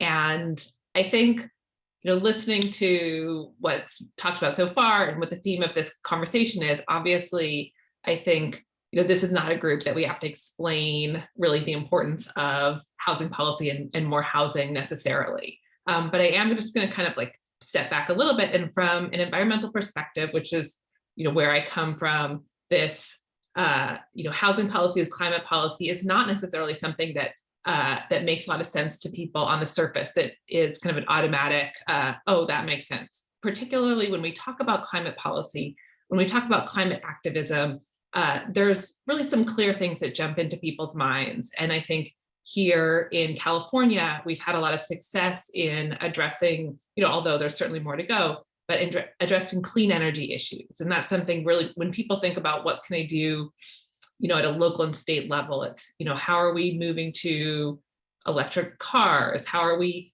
cleaning our energy grid? How are we getting off coal? These are all really important aspects of climate policy.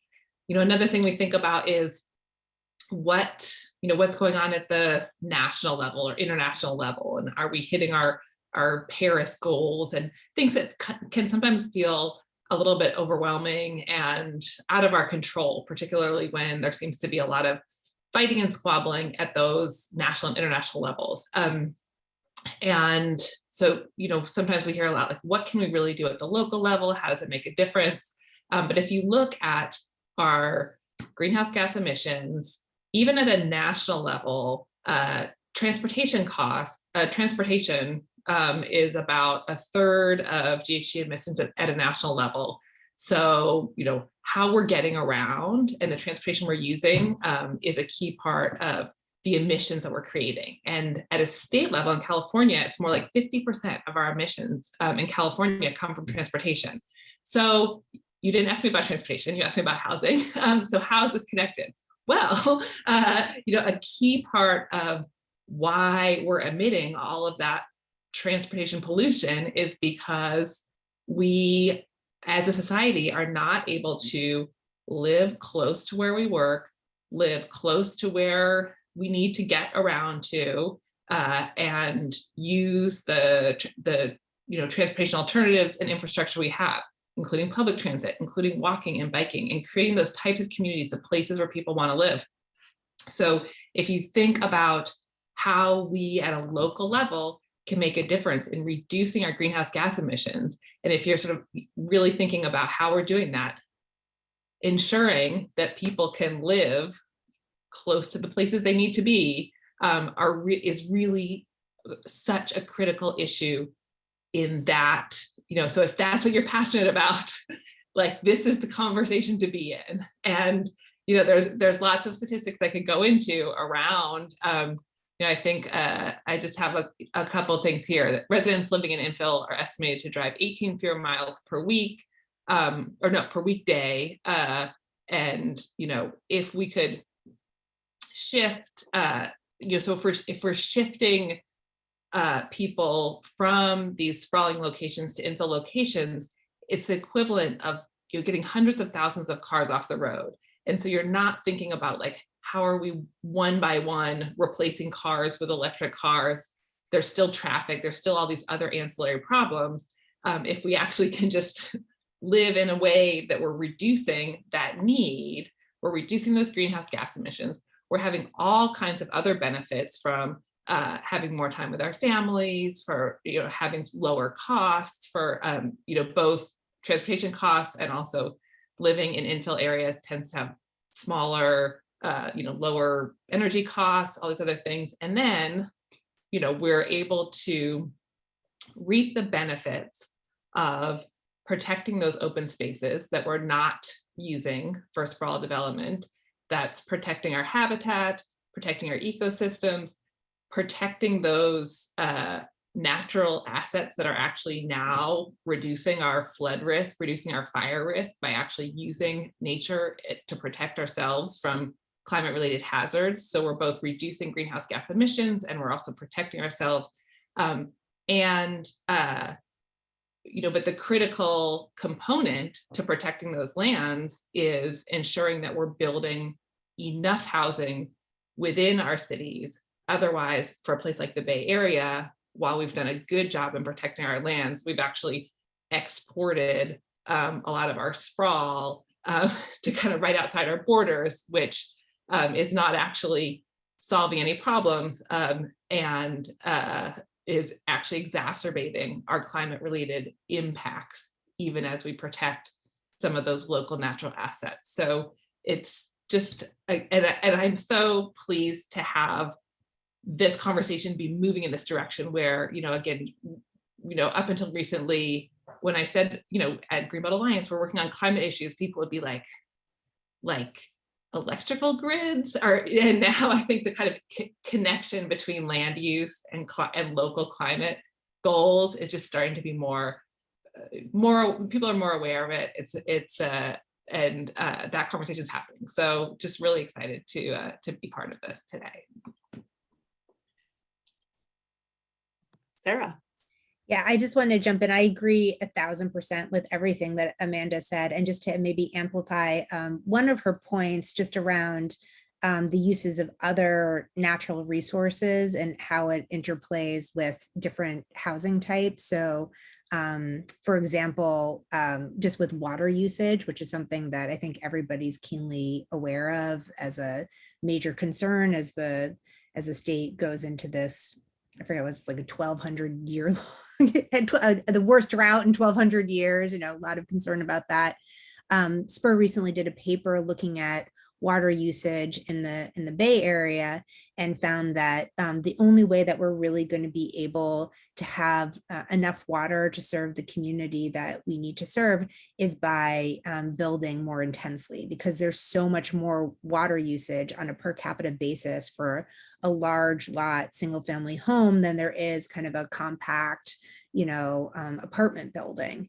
And so all of these things really work together. Similarly with energy use, like there's just so much more energy use that goes into a large lot single family home than there is a compact development. So in addition to all the transportation impacts that Amanda mentioned, and all the quality of life and the kind of the health outcomes, there's also looking at electricity and water and other natural resources that are benefited through more compact development.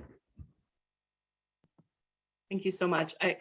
I was also thinking, Amanda, when you're talking about the drive, right? The miles that are taken off when people live. I mean, I know we're talking about climate change, but I think there is a reality here too, that people are driving to afford, right? There's a joke with realtors, people drive to qualify, but they also just drive to be able to afford rent.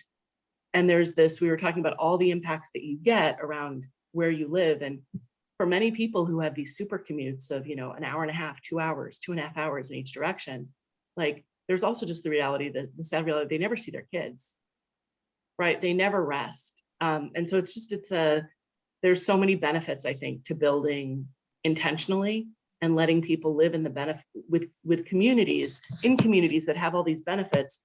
But I know we can't talk about it in this question, but before this time is over, I definitely think we should talk about the challenges with affordability there too. And how we, yep.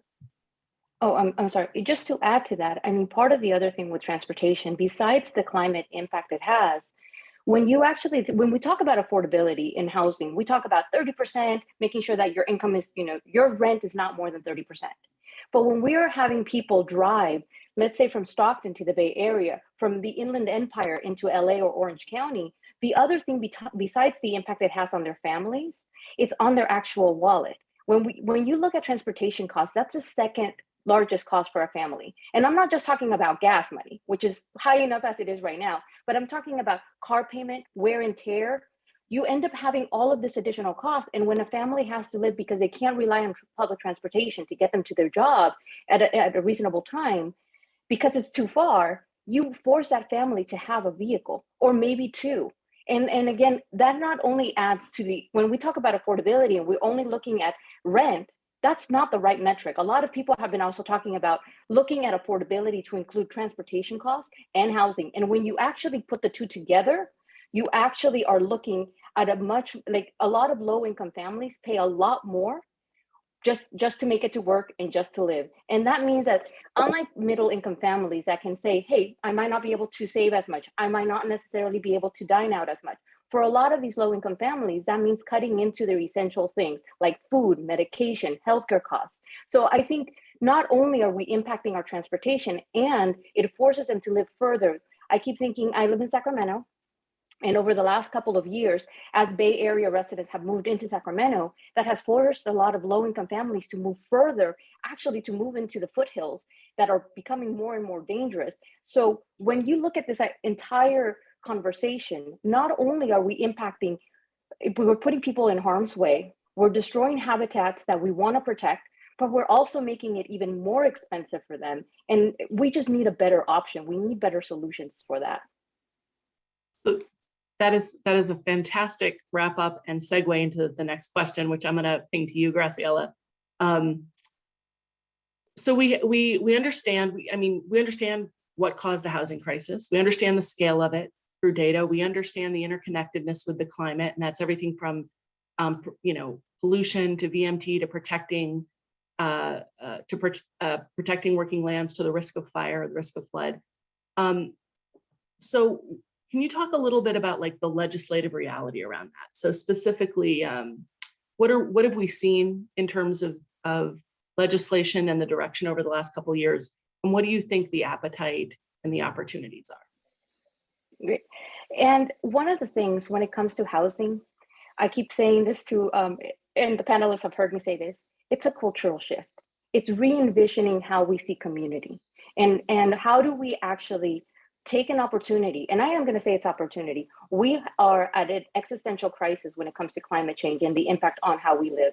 And at the end of the day, the environmental community and the housing advocates, we've been kind of working on policies, but we actually have not joined forces to say, wait a minute, housing is climate change and vice versa. And politically, we are always up against a variety of forces. And it has been hard to really have transformative discussions that tie these two policies together. And one of the things we basically decided to take a step back, look around, look at the people that are trying to reach the same goals as some of the housing advocates and say, why are we not having conversations with our environmental partners? We need to actually be talking about this as one big solution, because it is. So we're really excited. The last, I would say about year and a half now, we've been working with a group called the Alliance for Housing and Climate Solutions. And what we are focused on is kind of what Amanda and Sarah were saying, how do we address our housing shortage, but do so in a way that is smart, and that we are basically being very thoughtful as to where we grow, and we preserve areas of the state, like important farmland, habitat. All of those areas can also help protect our communities from the changes, from climate change and some of the impacts it's having. So we're really excited about that. We're kind of starting to work together so that we as a coalition can help inform the legislature, and for the legislature and honestly the general public can see these two policies as interrelated, because we're not going to achieve one without the other. Great, so you kind of kicked us off into the Alliance conversation. I will drop in the chat in a minute a link to that website, but curious if anybody else wants to jump into this conversation. Well, I can just briefly mention, I think Agreement Alliance, we are a regionally focused nonprofit. We work in the San Francisco Bay Area. We haven't done a lot of work in Sacramento, given the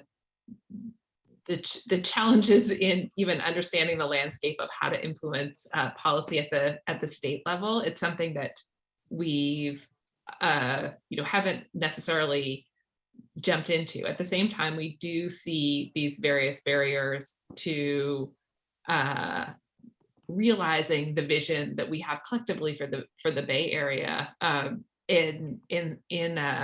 with legislative challenges. So excited to, I think this type of partnership where we can be building bridges across areas of interest is something that, I think, all of our organizations, particularly Greenbelt Alliance and Spur have both been around a long time and have worked, on various different ways of bridging issue areas over time. And, one thing I think at Greenbelt Alliance, which is an environmental organization, we have since, I think, at least since the early 1980s, have been working on housing policy. We've done a series of really with that idea that if we want to protect our open space, and we understand that this region is growing and changing, that people need to go somewhere, people need to live somewhere. And so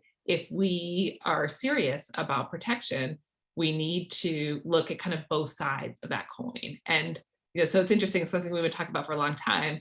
At the same time, I think it's always been a little bit of a heavy lift, where some people we work with really care about housing, some people we work with really care about conservation, and those two sides of our partnerships haven't always worked together deeply in our work. And now with the climate related challenges, these collaborations go from kind of like a nice to have to a essential way. We need to be building these bridges and finding the many areas where we have an interest in agreement, and thinking about how legislatively we can do a better job of kind of looking comprehensively at our land use. And that is something that I think is really interesting, to be having these conversations with people, bringing their different perspectives and saying, like, here's what will work and not work.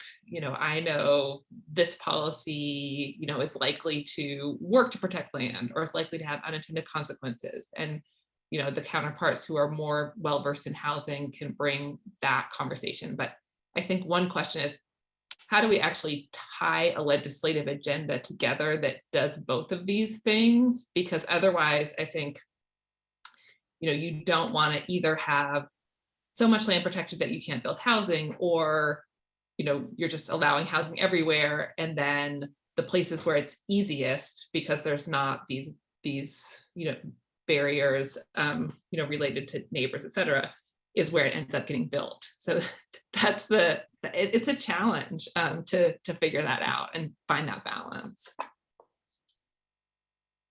Yeah, I totally agree with that. And Amanda can correct me on the history, but I believe Spur's been around for 100 years, but has gone through, actually over 100 years, has gone through multiple iterations. But at one point when it was being revived, it was being revived by the same people who founded Greenbelt. So in some ways, the organizations are sort of were co-created with the idea that Greenbelt would hold the edge and Spur would concentrate on the center.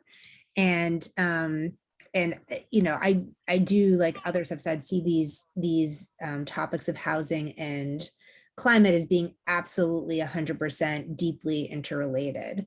And just to put kind of a finer point maybe on what Amanda was just talking about, you know, having kind of infill housers working closely with environmentalists to craft policy is absolutely key to getting the policy right, because the topics are so interrelated.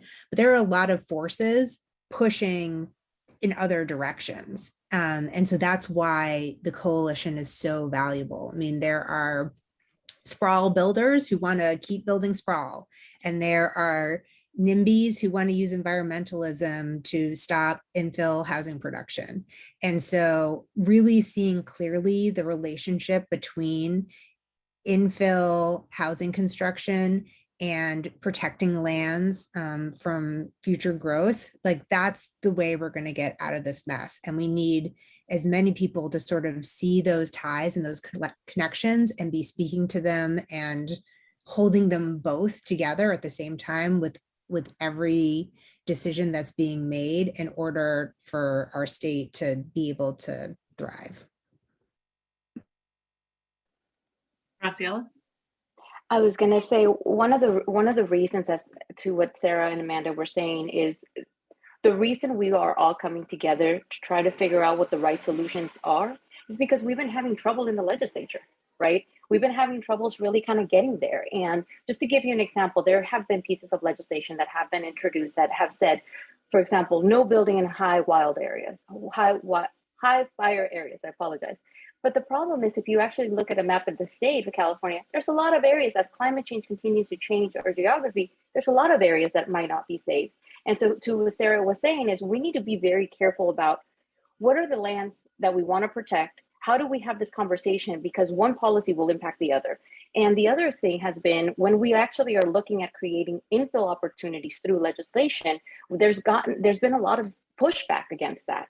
And I think one of the things, we have not been successful individually. So we're hoping to come together and really kind of impart on legislators why it's so important to be thoughtful about how we think about land use and planning and development and conservation, right? And so that's really what this group is hoping to accomplish, to not just have the dialogue, but then politically come together and also make sure that we are being very thoughtful and intentional about the pieces of legislation that passed in Sacramento.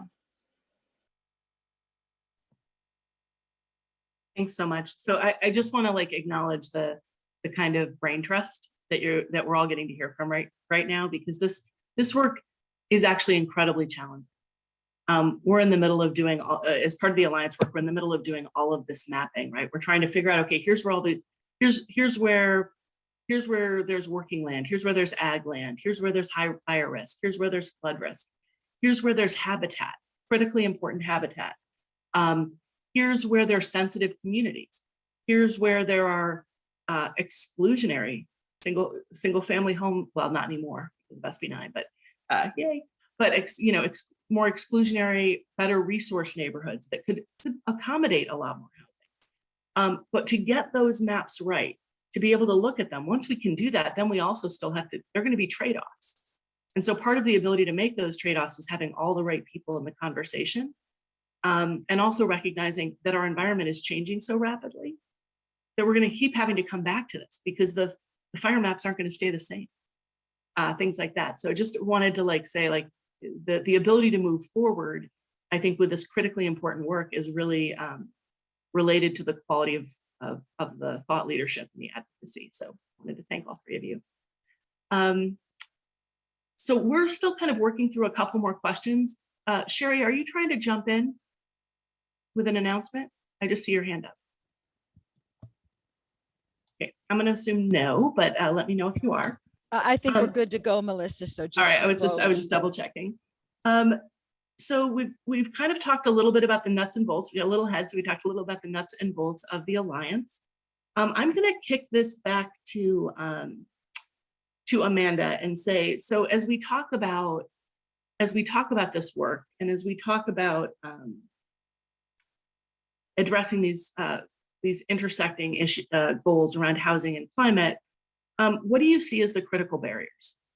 Like, why, you mentioned that you've been doing this work for how long, right? So what has kept it from moving forward, and what do you see as the opportunities there? Well, it's a good question. And as I address that, I want to maybe touch on some of the themes that are popping up in some of the questions as well, because I think there are, obviously there are some key barriers, otherwise we wouldn't be here in this conversation. And there are policy barriers, and there are community or cultural barriers, kind of building on Graciella's framing of the cultural shift that's needed. I think some pieces that are happening and some that aren't. So I just want to kind of touch on both sides. So from a policy perspective, we do have policies in place, many of which have been put in place for reasons that make sense at a very local level, or that felt like the right policy at a time, whether it's height limits or slow growth sort of policies, even these policies that are very frustrating. There was people who or even these just growth in concentrated density and transit corridors, all of these, we've sort of had these different iterations of how we build, and and then of course the environmental policies, the CEQA, Environmental Quality Act, which has been a really critical tool for California in protecting our open spaces, in protecting vulnerable communities from pollution, and really has been a critical tool for both environment and environmental justice issues. And it is a policy that has also been used as a tool to stop a lot of good development that is that may have some of the impacts I think Sarah mentioned around, say, view corridors or shadows or other things that that we don't necessarily think of in the same way, but that through that kind of lawsuit process can make it much more difficult to build homes within cities, in areas close to jobs, in these areas in high resource areas that have good schools and that are close to high paying jobs. So there's these policy barriers that are both local policies and also things like CEQA. So we have these coalitions, we have great lobbyists and other people working in Sacramento that are trying to overcome these barriers. But some of the reasons why they're in place are, again, I just want to go back to why these policies happen. And again, some of them are really explicitly or implicitly have nefarious purposes, like to keep people out. And many of them have had other purposes, but then have been used that way. And so how do we really think about and talk about and work together to identify how we do shift that culture of how we think about our own communities. Because like, if you think about it, like, we're kind of in this world, we talk about this all the time, and sometimes it gets frustrating, like what, there's, people in, our local leadership who are opposing SB 9, and it's this like mild step to like not do that much. And like, sometimes if you're really, if you're really in this conversation, that just seems like, an obvious, like, why aren't we doing just these small steps? And then if you step, I mean, all of us can go like 2 steps away from our work worlds and talk to regular people who are like, well, I like my community. It feels good. There's a lot of change in the world happening. Like, can't we just keep this how it is? And they don't necessarily connect those 2 things in their mind. People who care about their community, who care about other people, who want to sort of have a inclusive and welcoming community, and also feel attached to their own communities in a way that they're not kind of making those connections. And I think there's just a way that we can, continue to challenge ourselves to bring in, to kind of acknowledge and understand what people value about their communities, and talk about growth and change in a way that acknowledges that, and that connects, really tries to get to the core of what we care about and what we love, and how we can enhance that while the inevitable change in our communities happens. Because otherwise people kind of associate, like, well, there's this change I don't like, and this new development just went up, so that must be the cause. And you could be like, correlation is not causation, but most people are not sitting in statistics classes, and so they're not thinking about that. So how do we talk about housing policy and change with like the people who we know through the schoolyard or through the neighborhood listserv, even, not through our policy lens? And I think that is a critical piece that I like to think about challenging ourselves to do as well. I just have to say, I really want to double down on your comments here with CEQA, especially because that can be such a polarizing conversation for so many people. And I think, like, environmental protection is critically important, and we need tools to do that. So the question is, like, how do we stem abuse, right? Like, how do we stem abuse? Like, you shouldn't have to delay building a bike lane for 4.5 years because of a CEQA lawsuit. Like, that's generally would be met.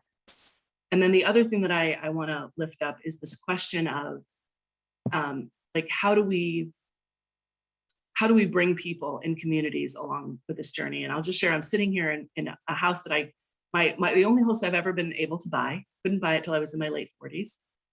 And I'm looking at open space. And that's why I bought it, because I wanted to live in a community with all of that. And one of the things I had to get real about is that's what I want. But I also know that there's a high school here, and that most of the teachers in that high school drive 45 minutes to an hour to get there. And so while I might like that open space, how do we bring people along to go, yeah, that's my preference, that's what I enjoy, but it's not what's best for my community, and we're making decisions about what's best for everybody in government. And I think sometimes people get really entrenched, and maybe we get into a little battle around things, when what we really want to say is, well, what do we really want out of a community, right? We want to live in diverse communities, most of us. We want to live in places where the people who work in this community can afford to live here. I mean, some people don't want that, but I think most people really do. And I think the polling is the polling across the state is pretty compelling, that people want more housing and they want it to cost less. So just want to like double down on all of that. I think that was an exceptional wrap up. Before I ask Roma to kind of open it up for audience Q&A, just curious, Sarah, anything that you want to add, anything that you think we haven't touched on?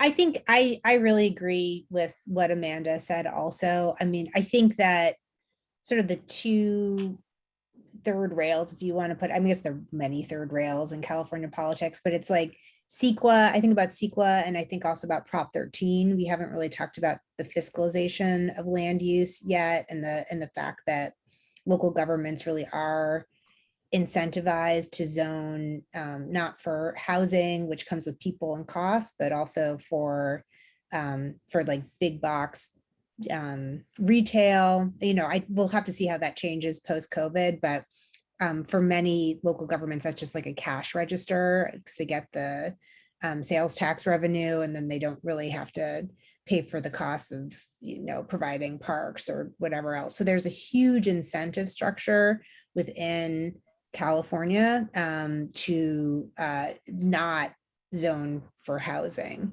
And I think, like Amanda said, maybe Prop 13 was passed with a desire to protect people from rising property values. But now basically what it spawned is, made it very, very hard to pay for all the affordable housing that we need, all of the infrastructure that we need, all the stuff that we would want in order to support new housing construction. And so, it's just another part of the conversation. And I did want to tell a brief CEQA story, but I know you want to get into Q&A, so I'll hold it maybe for later.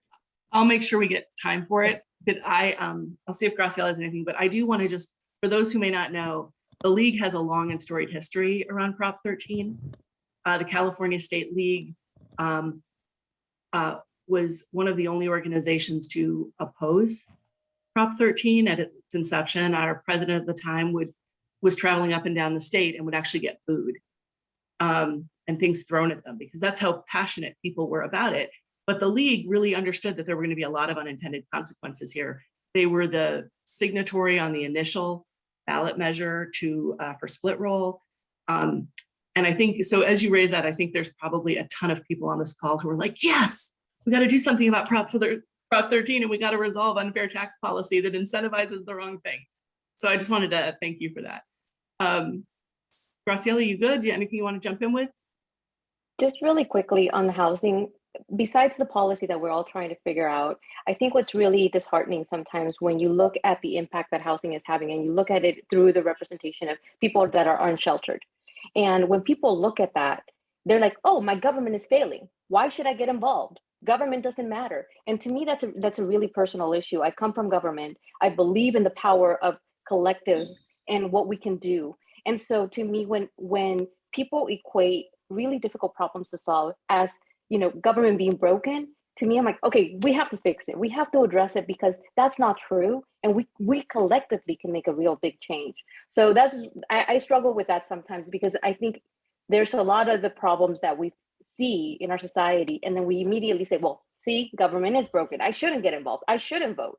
And I think that's actually the wrong approach. But thanks so much, Graciela. Roma, do you want to start teeing up some questions for us? And I'll pick them to who I think is the best person. That sounds like a great plan, Melissa. And I think many of our League members are very intrigued by the Alliance, and looking at several of the questions, we're not going to have time to get to them all.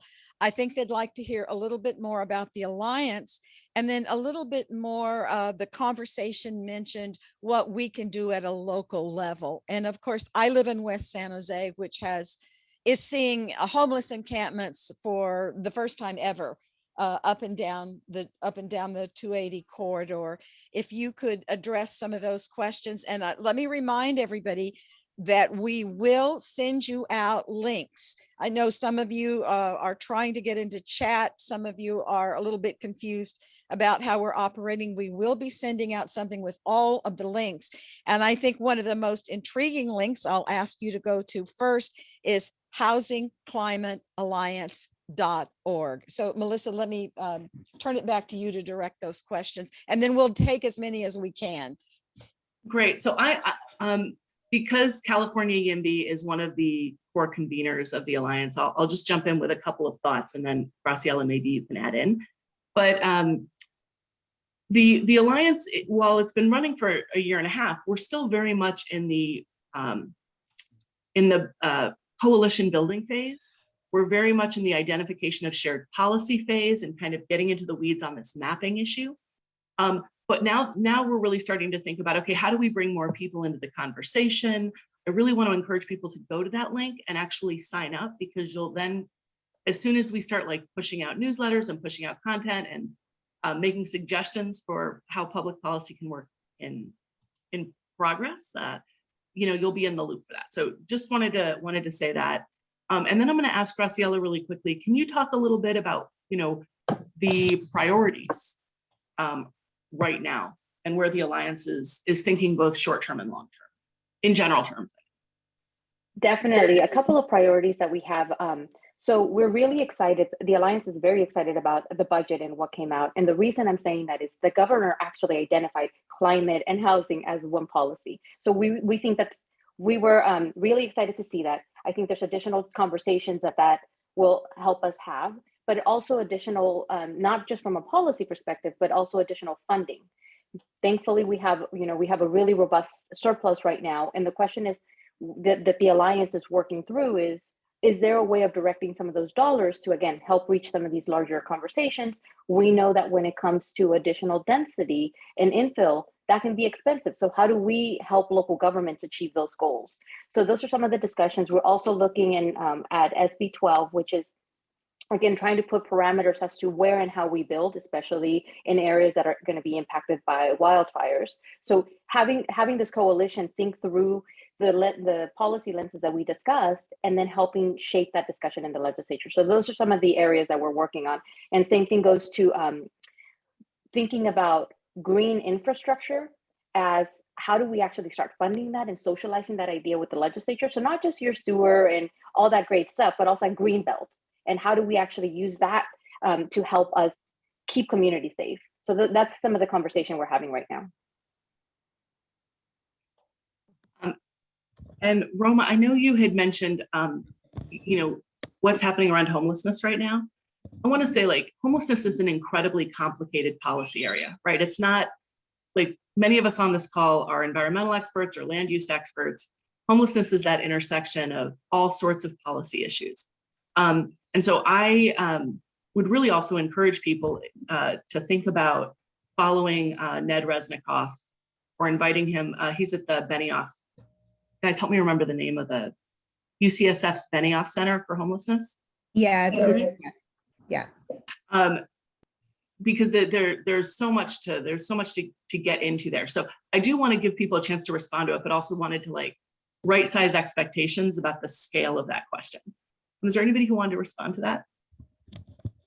I can jump in just very, very briefly on that. So in a prior panel, you had Ken Quirky come and speak from All Home, and they're really, really excellent on this topic of what to do to address the homelessness crisis. And, one of the things that I've learned from them is that part of addressing the homelessness crisis is just making sure that people don't fall into homelessness. There are so many people that are right now absolutely just living on the very edge. And so if their housing prices go up, they're out on the street, or if they lose their job or they get sick, they're out on the street. And so building support for social safety networks and kind of temporary support so that people can stay in their homes is absolutely, absolutely core. But one of the things that Ned Resnikoff writes about, there was I feel like there was a book that came out recently that basically said that the entire housing crisis had to do with people becoming addicted to drugs, or homelessness crisis. I can't remember the name of the book, but one thing that Ned did in his on his Twitter is he explained, he looked at other places that might have high drug usage challenges, but then had much lower housing costs. And lo and behold, the places that had lower housing costs had fewer homeless people. So it always comes back to housing. I mean, there are many different factors that go into what creates homelessness, but super duper high housing costs and not a lot of other places to live within a community is basically the primary factor. Yeah, I'm actually glad you didn't share the title of that book, because I don't want people reading it. It's a horrible book. I forgot it. So I just, things I don't like, just don't even go in. Well, thank you, Sarah, for struggling with that question. I just want to make sure everybody attending knows that we have League of Women Voters California has a statewide task force on housing and homelessness. Feel free to contact us via this webinar if you would like to participate, because we are exploring this complex topic. And I want to start with a question based on issues associated with local zoning and I'll just say it in these kind words, the problematic situation in many of our cities fighting multifamily and gentle density. Are there references or pro-con studies that show the benefits and downsides of multifamily and basically of upzoning in general? And Melissa, direct it to who you think would be best to answer. I'm going to kick it to Sarah. I'm also going to say, like, before we jump in, I'm like, yeah, there's a ton of studies around this. There's not a bunch of studies about the implementation of SB 9 because that just happened. But there's, I'll kick it to Sarah. And then I might also suggest, Roma, on our website, we actually have a interactive tool of housing research, as well as a newsletter called The Homework, which is a 501c3 predominantly just showing new housing research that people can kind of read and digest. So maybe I can get those two things into the thing that goes out a little later. Sarah? Yeah, I mean, I just going to say there's like a jillion studies about that, so I don't have one that kind of rolls off my head. But one thing I will say, just in terms of looking at what we've been talking about today, the relationship between again, between housing and climate, and the work that SPUR did as part of our regional strategy, we did some spatial modeling, and that's going to be probably pretty similar in some ways to spatial modeling that the Alliance is doing, but looking to see if we did indeed want to build 2.2 million housing units within the Bay Area, where could they go where they wouldn't exacerbate some of the problems that we're talking about? And we found that all 2.2 million housing units could fit in already urbanized portions of the Bay Area. And what was interesting to me is, because SPUR really loves supporting housing near transit for all the all the reasons that we mentioned, really only about a quarter of the housing would fit in places like that.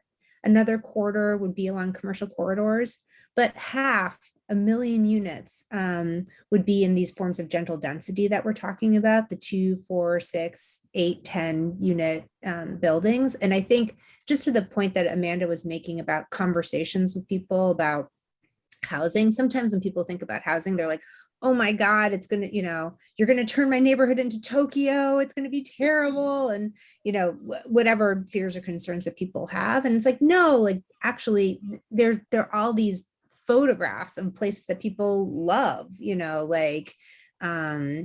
parts of Berkeley or even Rockridge, that level of density could be, if that were replicated in more places in the Bay Area, that's really what we're talking about. And then just on the SB 9 conversation, since I know that that's so live, I do believe that the Turner Center is doing some research on that, like kind of early lessons, and that we in the Turner Center, we being SPUR, are going to do a forum on that topic in March that we're still finalizing, but I can send the information to you and you can send it out to everybody if they're particularly interested in SB 9 implementation. So that doesn't exactly answer your question about what exact studies, but I'm confident that whatever California YIMBY has on their website would be part of what I would look for. And there are just tons, absolutely tons, showing the benefits of this type of housing.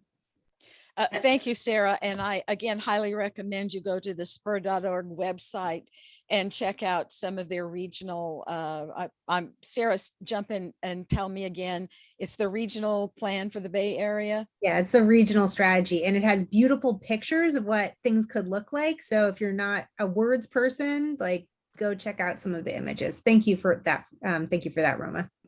You bet. And again, we're going to send you a very rich resource page with a lot of links, especially the water study that was mentioned earlier. And we have a question that regards think we all struggle, and Melissa did a great job of describing, we all want open space, but yet we want to combat climate change very much. And we had a question from someone that said that they feel like local cities don't support some of the legislation that some of us would like to see to combat climate change. I don't know if they had SB 9 and 10 in mind, but that's likely, and that local cities fight it, and the League of Cities fights it. And I'm just wondering, Melissa, if you could ask the panel to comment on what we could do at a local level to sort of help educate about the connection between housing and climate. Sure. I saw Amanda come off mute, so I'm going to kick it to her to start. Thanks, Melissa, and thanks for the question. I think it's a great question and really gets to the core of what a meeting like this, I think, is about in a lot of ways. Because when we say local cities don't support this, we're talking about our own elected leaders and the people who are working for us and for our communities, and they don't support things because what they hear from their constituents is concern, questions, or they're elected because they're presenting a certain point of view. And what we can do, and really very powerfully, is speak up for what we think is right. Greenbelt Alliance has a development endorsement program where we actually look at developments, we review them with our climate smart development criteria, which includes making sure they're in the right location, and then we endorse them, and then we mobilize people to go speak up in favor of those developments. And we particularly try to focus in all around the Bay Area, because I think every community in the Bay Area has a part to play. And sometimes there's a lot of the attention focused on our big cities and kind of the traditional inner core of the Bay Area. And groups like League of Women Voters that have groups of active residents can be so powerful in coming in, and certainly the League does this in many different ways, saying, hey, we're part of this community, we value these things in our community, and we know that in order to maintain that, in order to welcome more people into our community, we need to speak up to support more development, to support this development that's being proposed, to support the right kinds of development in these communities. And that is the way, and both at that level where when projects are in front of the city council, and then also on our volunteer time, like, who are you getting elected in your communities? I mean, I don't do that, it's part of my professional work, but really making sure that we're electing the leaders that represent the community that we want, and that we're investing in getting people on the planning commission, and then getting to the city council, and then so on up. So you're creating that next generation of political leaders that reflects the values that we're talking about today. Thanks, Amanda. And by the way, I'm sorry. Go right ahead. Go right ahead. I'm sorry to do this, but I just No really problem. think this is a time for a shout out to the State League and a lot of the local leagues who are doing some really amazing work on housing. The League of Women Voters of California came out in support of SB 50, in support of SB 9, in support of SB 10, in support of 1401, which is I talked about how much the public wants reform on climate and housing, but they don't necessarily want reform on parking. People love their parking, man. It is a critically important thing to do to stop having all of this money go into creating free parking. And the leadership of the State League is really important. It validates that that these things are valid in communities all across the state. So one thing I would say is your housing and homelessness task force is doing really great work. And so participate there, listen to them, trust them more than you trust the misinformation that maybe is coming from your HOA. because there's just like around SB 9 and 10, it was just, I'm sorry to say this, there was so much, not misinformation, but disinformation, deliberate attempts to mislead people. And that's something that, you know, you just can't get over on league members like that. They can spot that from a mile away, which was really awesome. And I also want to give shout outs to like the Bay Area leagues who've been really involved in like the 3Ps and the CASA Compact, but also the work that's happening around ARENA. And I'm thinking, I think Natalia's on the call from Santa Monica today. You know, if you read the HCD's refusal to certify the housing element in Santa Monica, it lists right in it, right in the letter, the organizations that influence that decision.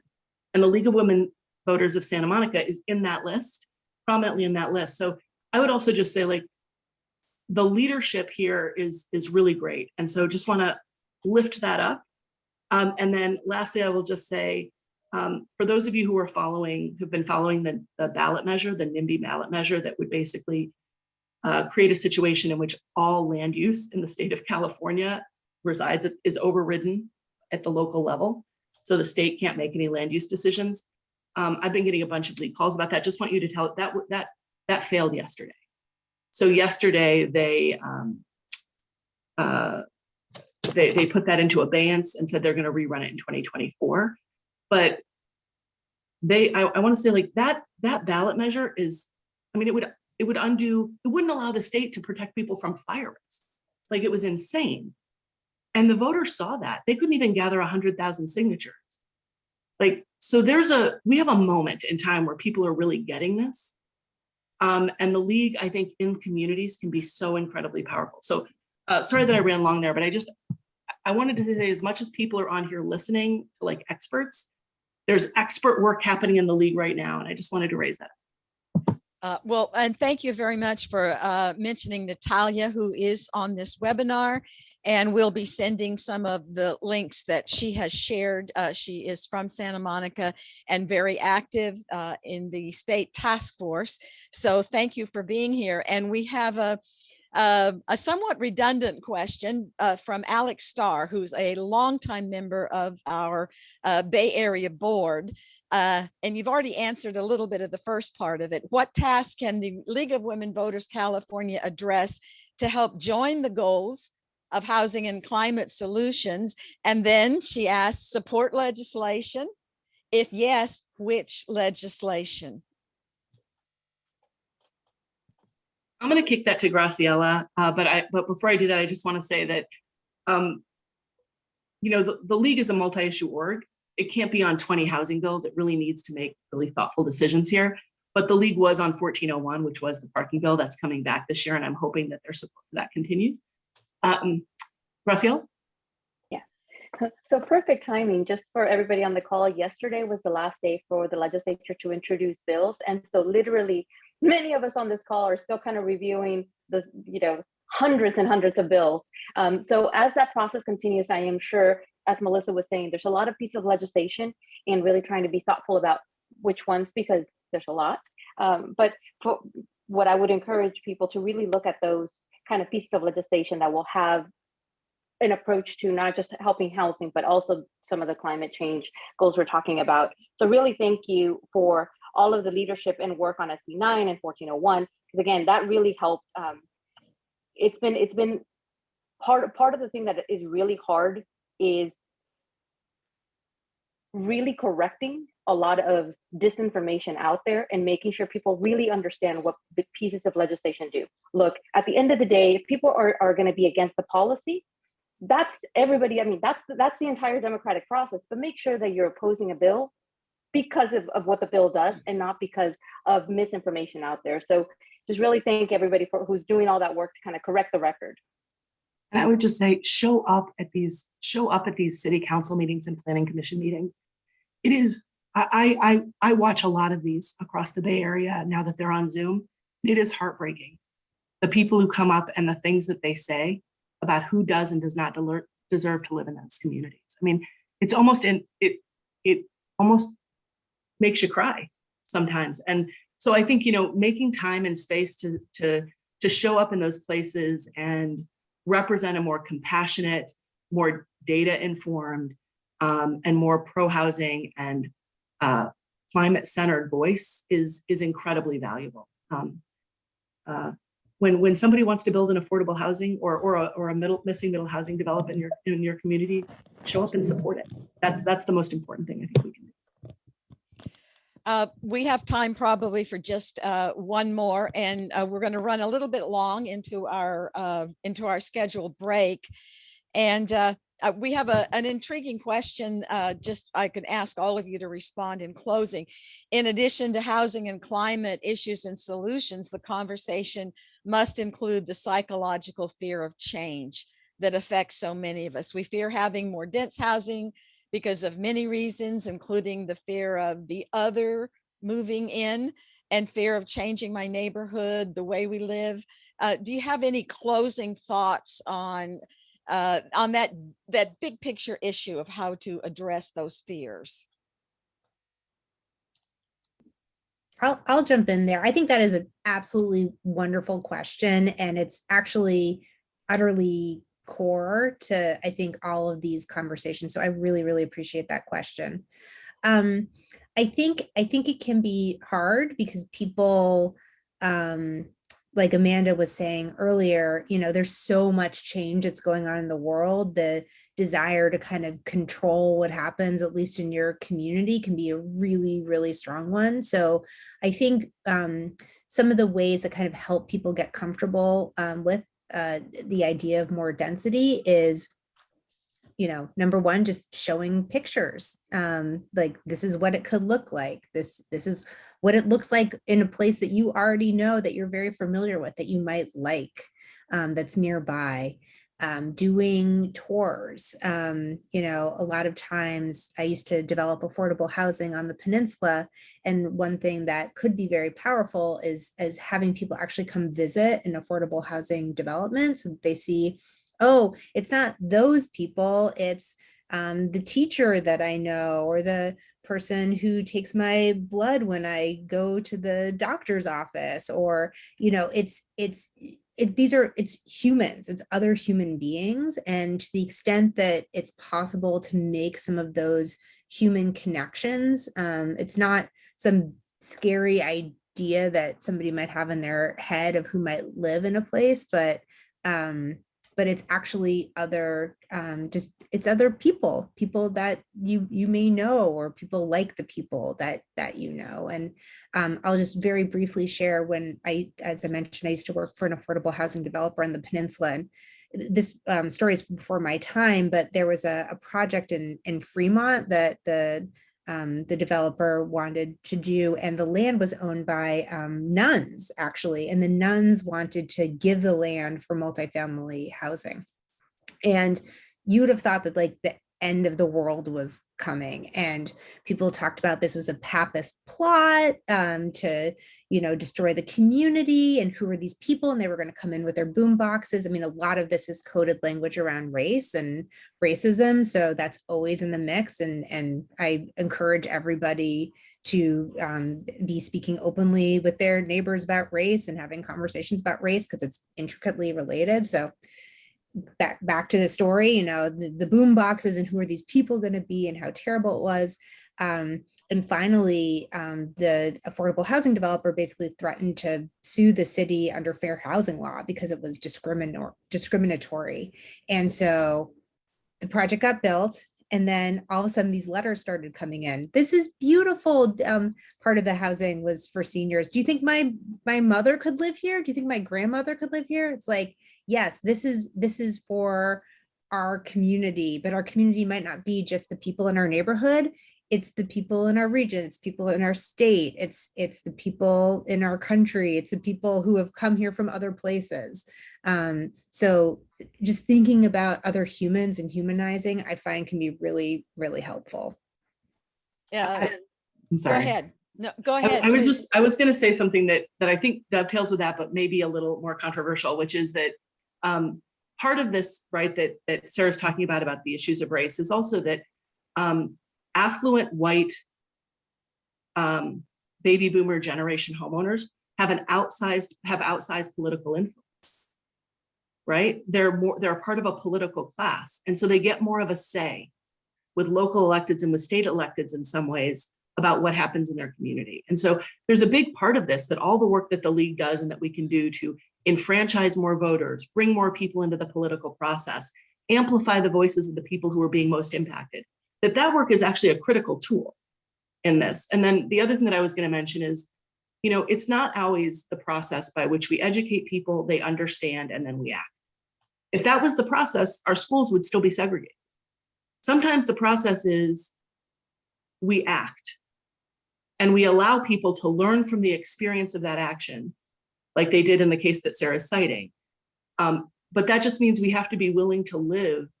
Like we have to be willing to live in a space where sometimes our neighbors disagree with us and are mad at us about the things that we're promoting. But it can be really dialectical. And I see both Amanda and Graciela are off, so. Just really quickly to double down on what Melissa was saying, ADU, which is, remember, the granny flats. 10 years ago, it was the same conversation we're having about duplex and SB9. Everybody's just like, this is going to be horrible. It's going to destroy our communities. Fast forward, we moved pieces of legislation. They were now into law, and LA is building more units with accessory dwelling units than before. They've become an affordable way of having multi-generational families live together. You have grandma now living in and helping with the children. You have the sense of community, and nobody knows. If you look at some of the development that happened back in the 1950s, when we were still allowing duplex, you have these beautiful communities that look like single family homes, but that have duplex in the back. And it actually just provides additional units. And so that's what we talk about, you know, when we say gentle density. And so to me, ADUs have become really interesting because, again, everybody was fighting them about a decade ago. Fast forward to now, everybody, even the California realtors, we were having a conversation and they said, oh, no, we're fine if they're accessory dwelling units. We just don't want duplex. It's like, oh, okay. So sometimes we have to act and just kind of see some of the impact. When we talk about SB9, what's interesting to me is we're actually not, this is not brand new policy. This is policy that existed in the 1940s, 1950s. We actually know the communities that it can build. So we just have to remind everybody, this is not the scary, we're not building, you know, high rises left and right. We're actually going back to the communities that we created back in the 1940s. Yeah, I'll just add really quickly. I think another thing for us to keep in mind is there are people who different populations of different people approach these and have concerns for different reasons. And there is kind of the kind of outsized impact and voice of, you know, older wealthy homeowners, particularly in certain types of communities in the Bay Area that are very well known and, you know, traditionally exclusionary. And there are also many communities, especially communities that are newer cities. You know, we are a very diverse region in the Bay Area. There's a lot of communities that may be, you know, a lot of recent immigrants and people from all, and that, you know, come to a certain type of neighborhood that, you know, and that maybe a lot of their wealth, which isn't necessarily, you know, excessive, is tied up in their home and a home that they've purchased. And I mean, part of the challenge we have is due to rising inequality and fewer opportunities for you know, the current generation, new generation of people who are our age. People, you know, if we did manage to buy houses, you know, we don't necessarily have that same you know, it's sort of, people are holding on how they can. And so how we work on changing how we talk about our communities, changing our communities, and also understanding that, you know, there's people who are worried about, you know, their hold on the middle class in different ways. And so, how are we also, you know, taking on structural inequality in our community, because we have such unfortunate incentives around the benefits of homeownership versus renting, that just, you know, when people are economically fragile wherever they are, it's kind of this exacerbates all of these challenges. So I think, you know, as we approach how communities are changing, understanding that, you know, people who may be worried about SB9 in a community like Woodside, where they're like, well, let's just like zone the whole city as a mountain lion habitat, because all of our lots are like 10-acre lots anyway, versus a neighborhood in San Jose where people may feel like, wait, this is the community that I have made it to, and how is it going to change? And but we need to, all of these communities need to change, and the approaches and conversations and understanding of where people are coming from are different, in different places as well. And how do we kind of build those connections and really double down on kind of what people do love about their communities that actually is enhanced by greater density, like walkable neighborhoods and little shops and things that are supported by the types of communities that some of us are fortunate to live in now, and that we want everyone who wants to be able to live around. I live near Lake Merritt in Oakland. It's like the greatest gentle density neighborhood in I'm not saying the greatest in the Bay Area, but it's really it's a wonderful place to live, and I'd love for more people to be able to live in communities like this. Thank you so much, panelists, and apologies to all of you. We are going to give you a very short break now, but still reconvene at 12:45 for a demo by Amanda of the Greenbelt's Resilience Playbook. And then we have a great presentation on carbon footprinting, and of course, conclude with a great interactive discussion with Senator Dave Cortese and Assemblymember Buffy Wick. So please do rejoin us back at 12:45. Thank you again, panelists, so much. Thank you. Thank you.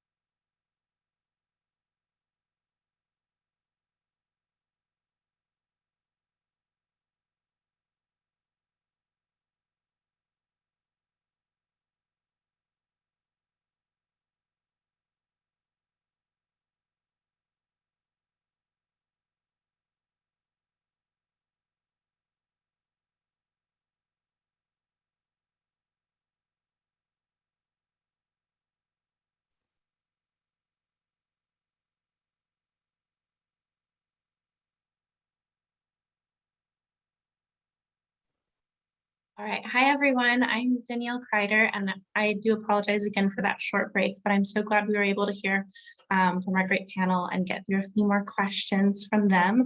I have the pleasure of reintroducing Amanda Brown-Stevens, who you probably have not forgotten about because it's just been 5 minutes.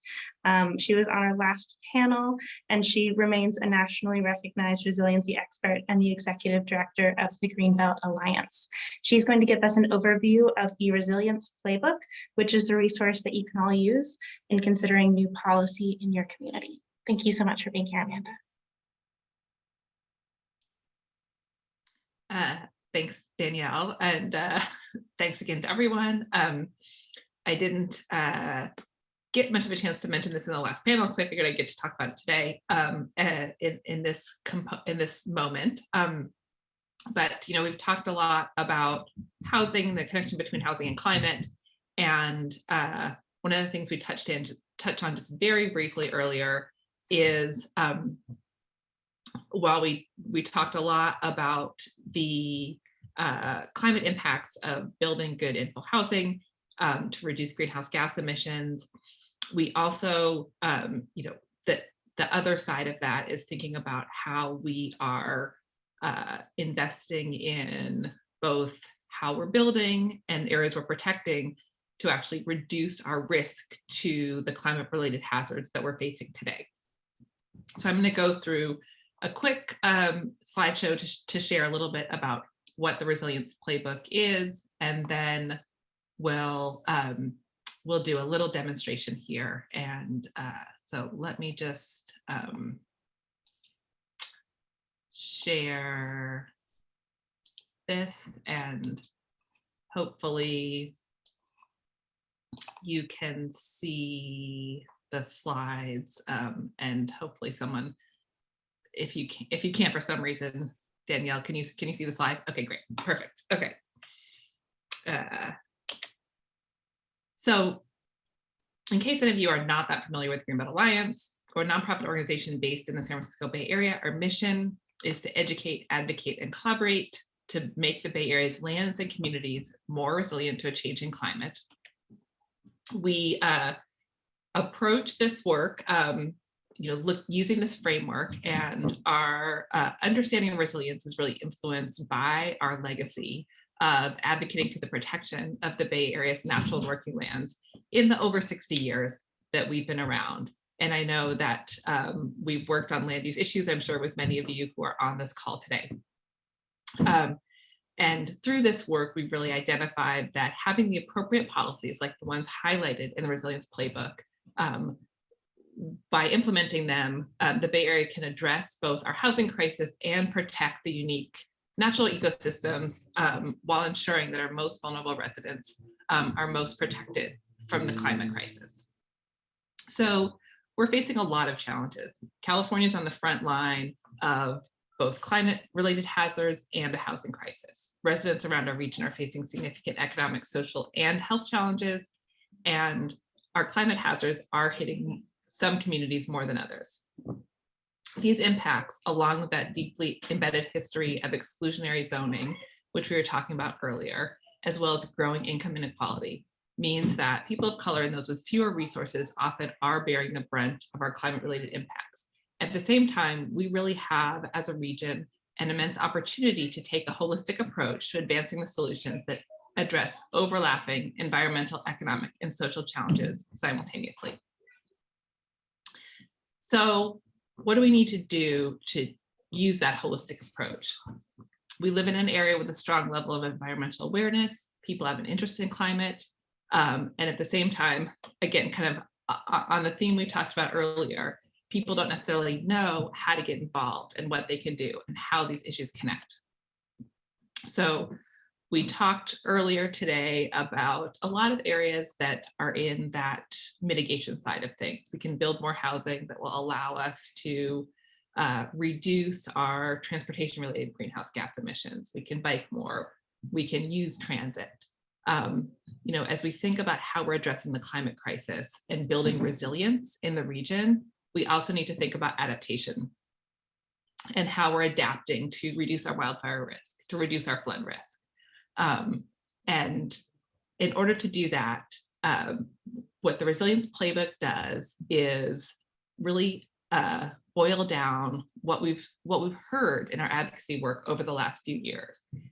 Talking to countless elected officials, partners, we found a need to support our local elected officials, our local city leaders, our local planning staffs in how we actually tackle this myriad of challenges that we're facing. So bringing policy practitioners, planners, and other stakeholders to have a common understanding of the climate challenges we face and the policy opportunities we have to address those. So what is this playbook? It brings together a collection of curated strategies, resources, and toolkits from around the region. It includes policy and planning recommendations, template language, example ordinances that communities can use to accelerate adaptation to the multiple climate risks, building the type of community we want to see. We have 5 different topic areas in the Resilience Playbook. And to give you a little taste of it before I switch over to the actual playbook itself, which you can find at resilienceplaybook.org, I will go through the 5 areas and just give you a snapshot of some of the recommendations. So in order to make our communities more resilient, we need to enact bolder policies that center community members who are most impacted by the climate and housing crisis, low income and communities of color. Most of our work is centered around providing more equitable, just future for the most vulnerable populations. And in order to do that, we have to make sure everyone has a seat at the table. So ensuring that as we're providing more affordable homes, incorporating nature-based solutions, and accelerating a just transition away from fossil fuels, we're centering people and equity in the planning process. We're also already beginning to see how sea level rise and drought pose a serious threat to our homes, livelihood, and industries, particularly along our shoreline and watershed corridors. Our chapter on protecting communities from floods and droughts include policies to make these connections. In this framework that's mentioned here around the protect, accommodate, and retreat strategies to look at how we can holistically think about how we're both building better, how we're shifting where we build, and how we're using nature to actually protect the areas where we've already built. In our coexisting with wildfire section, this is a section of particular interest, and I'll go into it a little bit more in a couple minutes.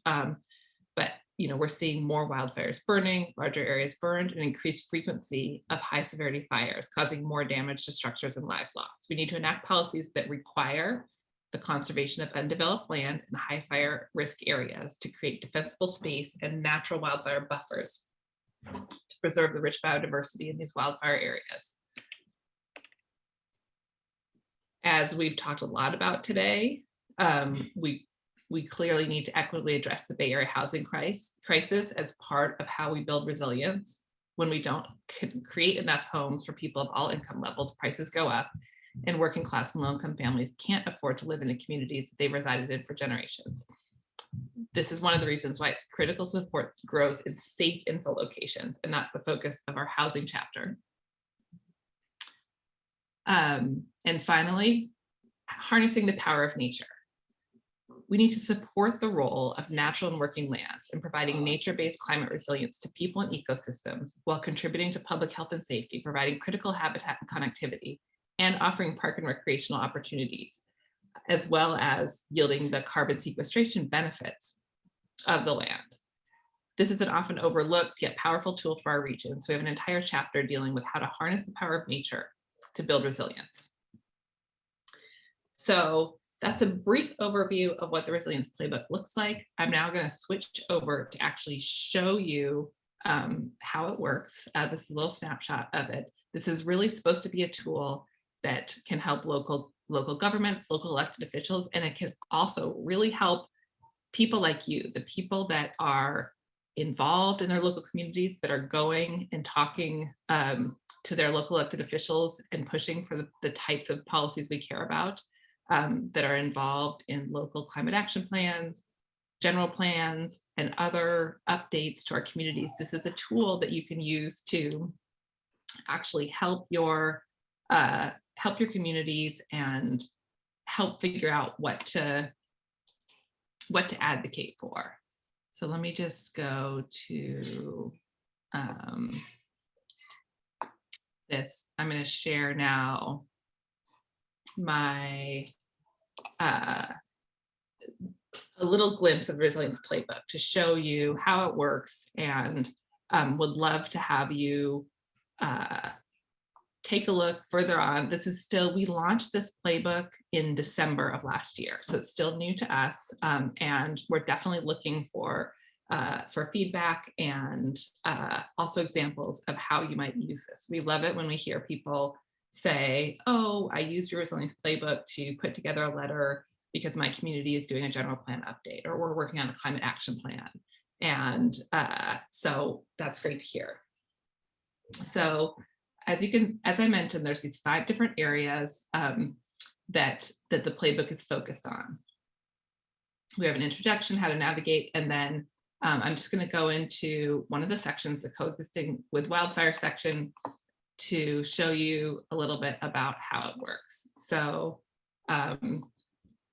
we go to this section, we have a little introduction about why this is important, information on kind of some background. This is supposed to be accessible to people at many different levels. We have these 3 different sections that help guide you through this process. So the introduction, then we have the what's at risk section. This helps you really understand what the challenges are that our communities are facing related to this particular hazard. Wildfire has multiple challenges. Of course, it actually destroys homes, exacerbating the housing crisis. Also social, economic, and public health impacts. We then have a section of critical actions to take now. So these are high-level solutions that address the climate challenge outlined.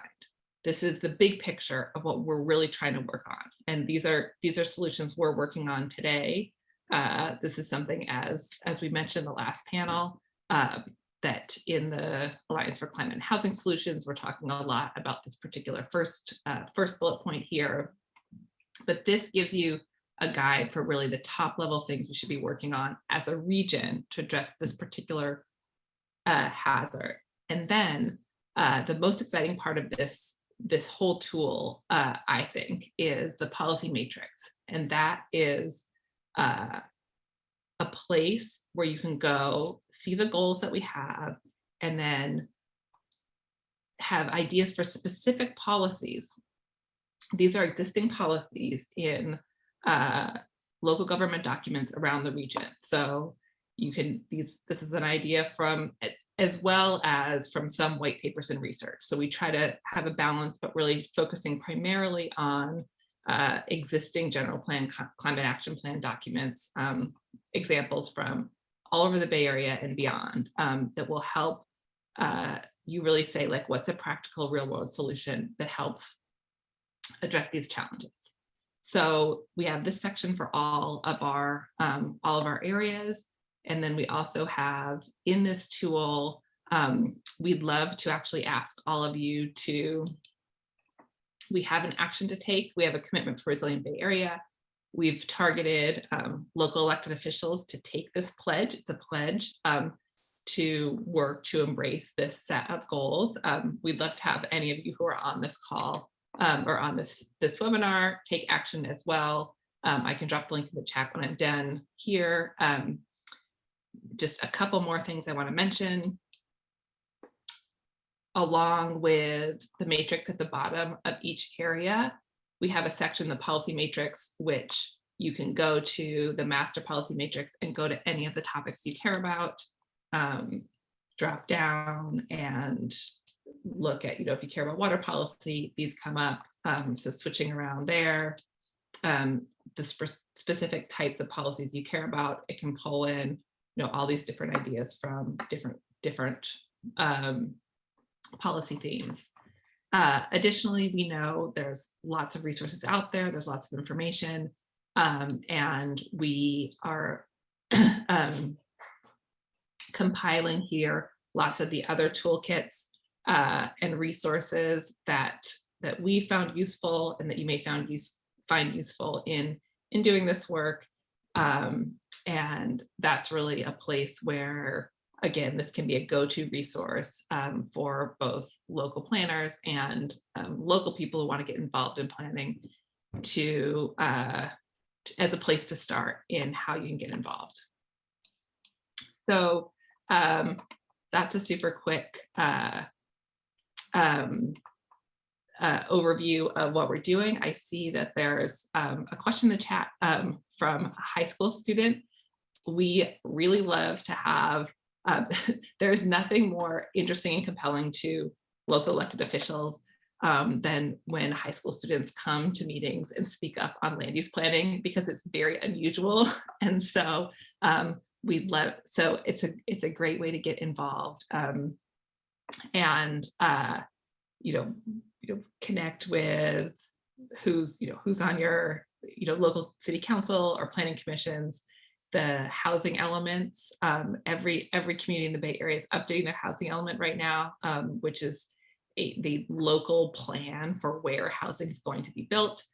You can go to put together your kind of list of policies, and in projects like that, or if your community is doing a climate action plan, it's a great way to get involved. I also want to, we'd love any feedback you have. So I'll drop in the chat a few links both to the playbook and then also to the, I'm putting in here a feedback form. So if you look at this and there's areas you think we could add to, would love to get that feedback, and we'd love to have you take our pledge as well. We also have one more thing to plug. Well, two more things to plug actually. We have a webinar series highlighting different parts of the Resilience Playbook. The first one is Tuesday, and it's about housing. So if you like this work, you'll be interested in that as well. And then if you are a high school student, we are also doing right now a nature-based solutions art contest for high school students.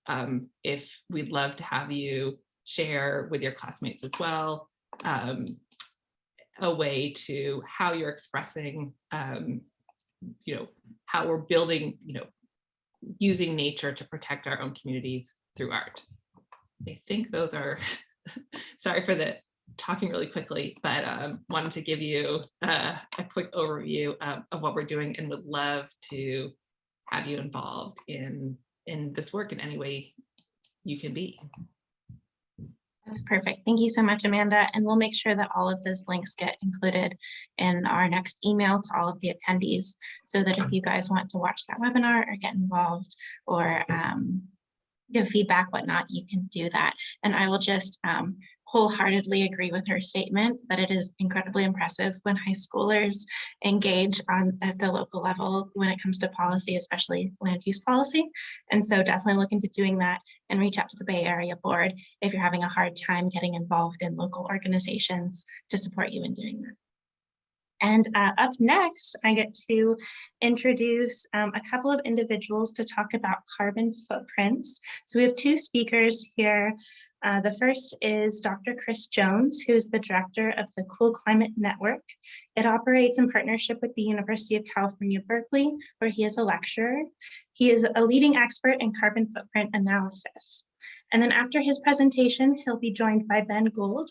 Ben is the co-founder and president of Eco Data Lab, a locally based consulting firm working to address climate change.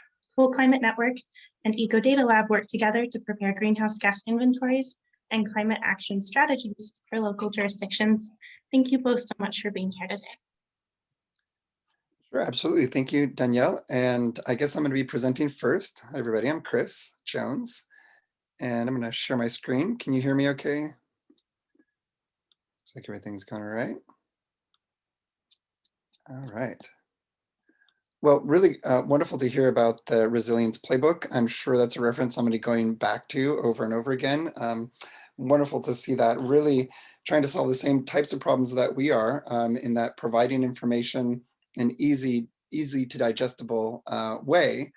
We're going to be talking today at about engaging in carbon footprints and greenhouse gas reduction, we really try to provide kind of smart tools and analysis for cities and communities so they can kind of easily assess what the opportunities are, really very similar to what the Resilience Playbook is trying to do on the adaptation resilience side.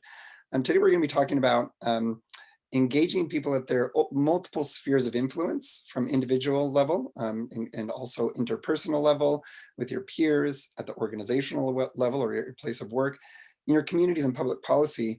I'm really going to kind of emphasize the individual and the community level today. So let's start with the individual scale. One of the first things that people do when they become concerned about climate change is try to wonder what their own impact on the environment is. And so we built this tool. I built the first version of this back in 2002. And so we've done a lot of research over the past 20 years, trying to understand what are the drivers of carbon footprints, what influences people's consumption, and then how those carbon footprints vary from one location to another, different demographics, and then how to use that to tailor policies to different types of users. So I'm just going to go through this really quickly. If you go to coolclimate.org/calculator, you'll be able to use this tool. And I thought a fun exercise for us to do today would be to look at the carbon footprint of, well, here's the United States. Let's put in California. You can put in any zip code or city and get, even actually we have 143 countries in the tool now. And just notice the chart on the right as I click this, that the carbon footprint of the typical Californian is different than the US overall. You'll see that emissions from energy went down. Electricity and natural gas combined are about 5 tons of CO2 out of about 45. Electricity is only, say, 5% of carbon footprints in California. It's only 2% of carbon footprints in the Bay Area. And in some places, it's if you have renewable energy, it's even less than that. And then if you have, say, only one person in your household and a high income, you're going to have a very different composition of carbon footprint than, say, if you have a lower income and more people in your household. Food, for example, is very dependent on how many people are in the home, and how much clothing you buy depends on how many people are in the home. We have a number of other factors that go into this model, a couple dozen, but there's 6 really key variables, and that is the size of your home, whether or not you own the home, your income, your household size. Education level, interestingly, is an important one, as well as vehicle ownership. But we also use everything we know about your home structure, energy, access to public transit, et cetera, to build these models at fine spatial resolution. So I thought really quickly, we'd look at the typical California household, 44, and what would it take for us to get to a 40% reduction by 2030? And that keeps getting closer and closer all the time, doesn't it? So that would be, I believe, getting down to 26 tons. So what would it take to do that? So we can go through and use the tool, and based on your household size and income and location, it gives you the default for that location. So one thing you might want to try is reducing your vehicle miles traveled. So we could maybe hopefully get down to, say, 10,000 miles per year. And we're already 11% better on transportation. We could get, say, a very high fuel efficient vehicle and do pretty well there. And we might want to take our second vehicle and electrify it. And that would really go a long way to reducing our emissions. We're already, we need to get a goal of 26. We're already down to 33. Another area you might want to look at is your air travel. Now that we're all so good at Zoom, we might be able to reduce our air travel. One thing about air travel is it's highly dependent on income. So the most US households don't travel by air in a given year, but those at high incomes tend to travel a lot, and the higher income, the more that they tend to travel. So if you are in one of those households, or actually education is highly correlated with air travel as well. Education is also correlated, by the way, with spending more on services like entertainment, eating out, travel, and education, as you might expect. So we might be able to do that. We still got a ways to go. We reduced a ton of CO2 there. One of the policies that we're really trying to promote, of course, statewide, is, well, 2 policies. One, get 100% of your electricity from a renewable energy source. That's pretty easy nowadays with community choice energy, and that may have already either been done on your behalf, or you have an option to opt into the 100% renewable electricity. And that took care of a couple tons or more there. And then let's think about getting a heat pump. So, we want to reduce emissions from fossil fuel that are within our control because, well, that's what we have most under our control. So let's just kind of zero out our emissions from natural gas. But what we find is that we still have a lot of emissions embedded in our consumption of goods and services. Well, you can see that we got almost all the way down to 26 tons just by doing those easy actions, relatively easy, that are within our control. You may want to look at your diet as well.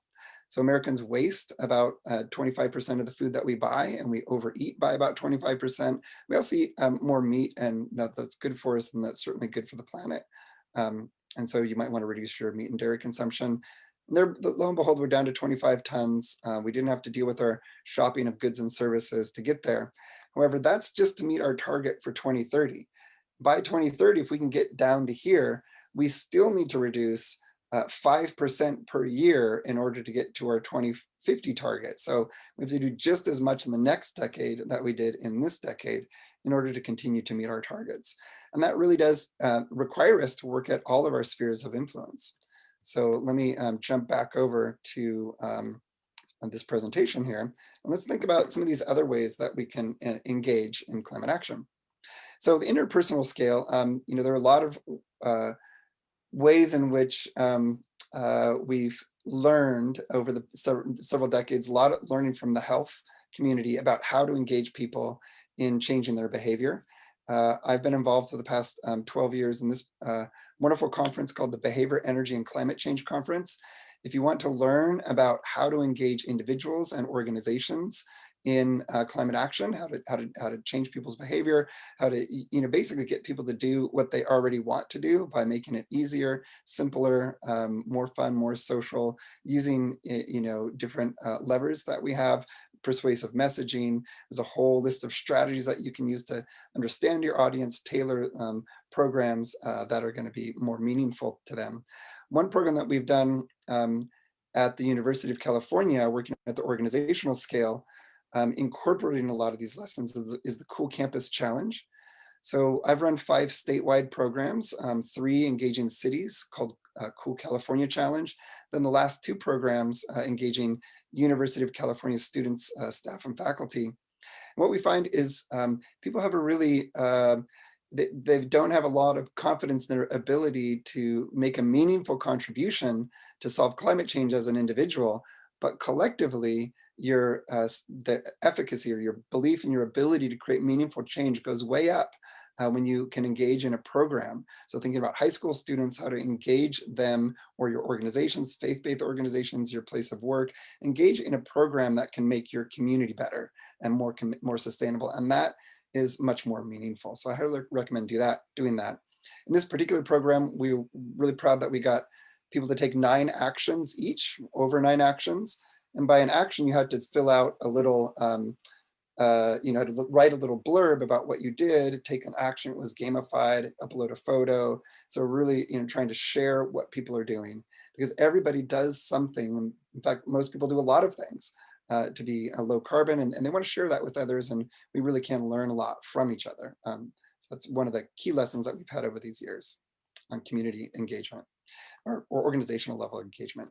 Well, this talk today is about housing, and I want to skip over to briefly some papers what we've done at getting communities to develop a consumption-based greenhouse gas inventory. So consumption-based inventory on the right, here's for the United States since 1990, is kind of the inverse of a traditional production-based inventory. Production-based inventory is kind of where the emissions are emitted physically to the atmosphere. In consumption, we look at the consumption of goods and services consumed by a community, mostly households and also government. And so when we did this study for San Francisco a couple of years ago, we found on the left is their traditional inventory. By looking at a consumption-based inventory, it was 2.5 times greater than their traditional inventory. And they've done a pretty good job about reducing emissions from transportation, which were already very low, and mainly energy. But we still have to look at the full embodied emissions in our food, goods, and services. On the left, we have the United States carbon footprint. And on the right, San Francisco. So you can see our energy and transportation emissions in at least San Francisco are much lower than the US, but we still have very similar emissions on a consumption basis for goods and services. Here we're looking at kind of emissions over time and how they've changed. Services has become the #1 source of carbon footprints in San Francisco. And that's because a large portion of our economy is the service-based economy. The majority of it is a service-based economy, I believe now, if not the largest portion. And just for example, healthcare is 17% of our economy. It's also a pretty big chunk of our carbon footprint. And that's looking at the entire supply chain of your healthcare system. So another paper, we did this for every Bay Area city. Ben is going to go over some maps in a little bit to see how the composition and the size of carbon footprints and also the opportunities to reduce emissions really varies dramatically from one location to another. Here's another paper. This was highly cited paper in the journal Urban Planning. And we put together this kind of scenario for California. So there's these different policy intervention areas that are within local control, or at least partly within local control. So you can take something like urban infill. We assumed that business as usual of the new development, only a small fraction, 10% would be urban new infill, whereas local governments could increase that to 70% of all infill being, or all new development being infill. And then you kind of look at the different assumptions in this paper and how does it turn out. Another thing I should mention here, there's really 4 types of strategies. You can move people around, and you'll see that their carbon footprints are much lower in some locations than in others.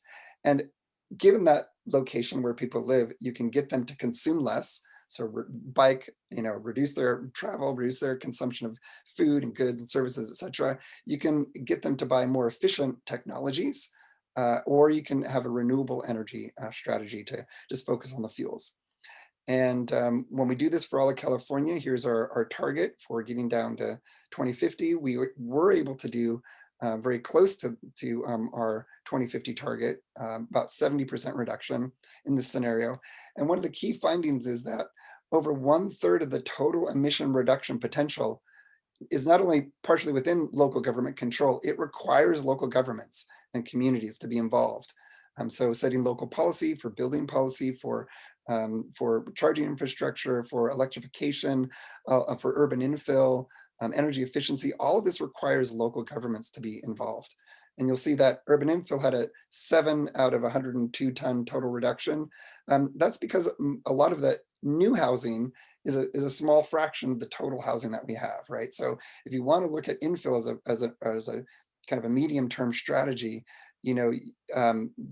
that's really effective for that new development, but we still have the vast majority of our work has to be done on the existing housing. So the intervention areas and the effective urban infill, for example, is very different in one location versus another, or the effective electrification is very different versus one location or another, or your transportation policy. And if the last slide I have here before I'll let Ben take over is, if we are able to reduce our emissions to these targets, our 2030 target and our 2050 target, it solves multiple problems. Right now you can see huge differences in carbon footprints from one location to another, but also importantly exposure to emissions, to toxins from our industrial economy that's creating these emissions.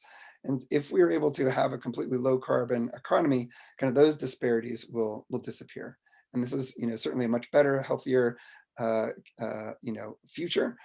Not without its problems, and housing, of course, is a really important place for us to think about what types of communities that we want to build and what's within our control.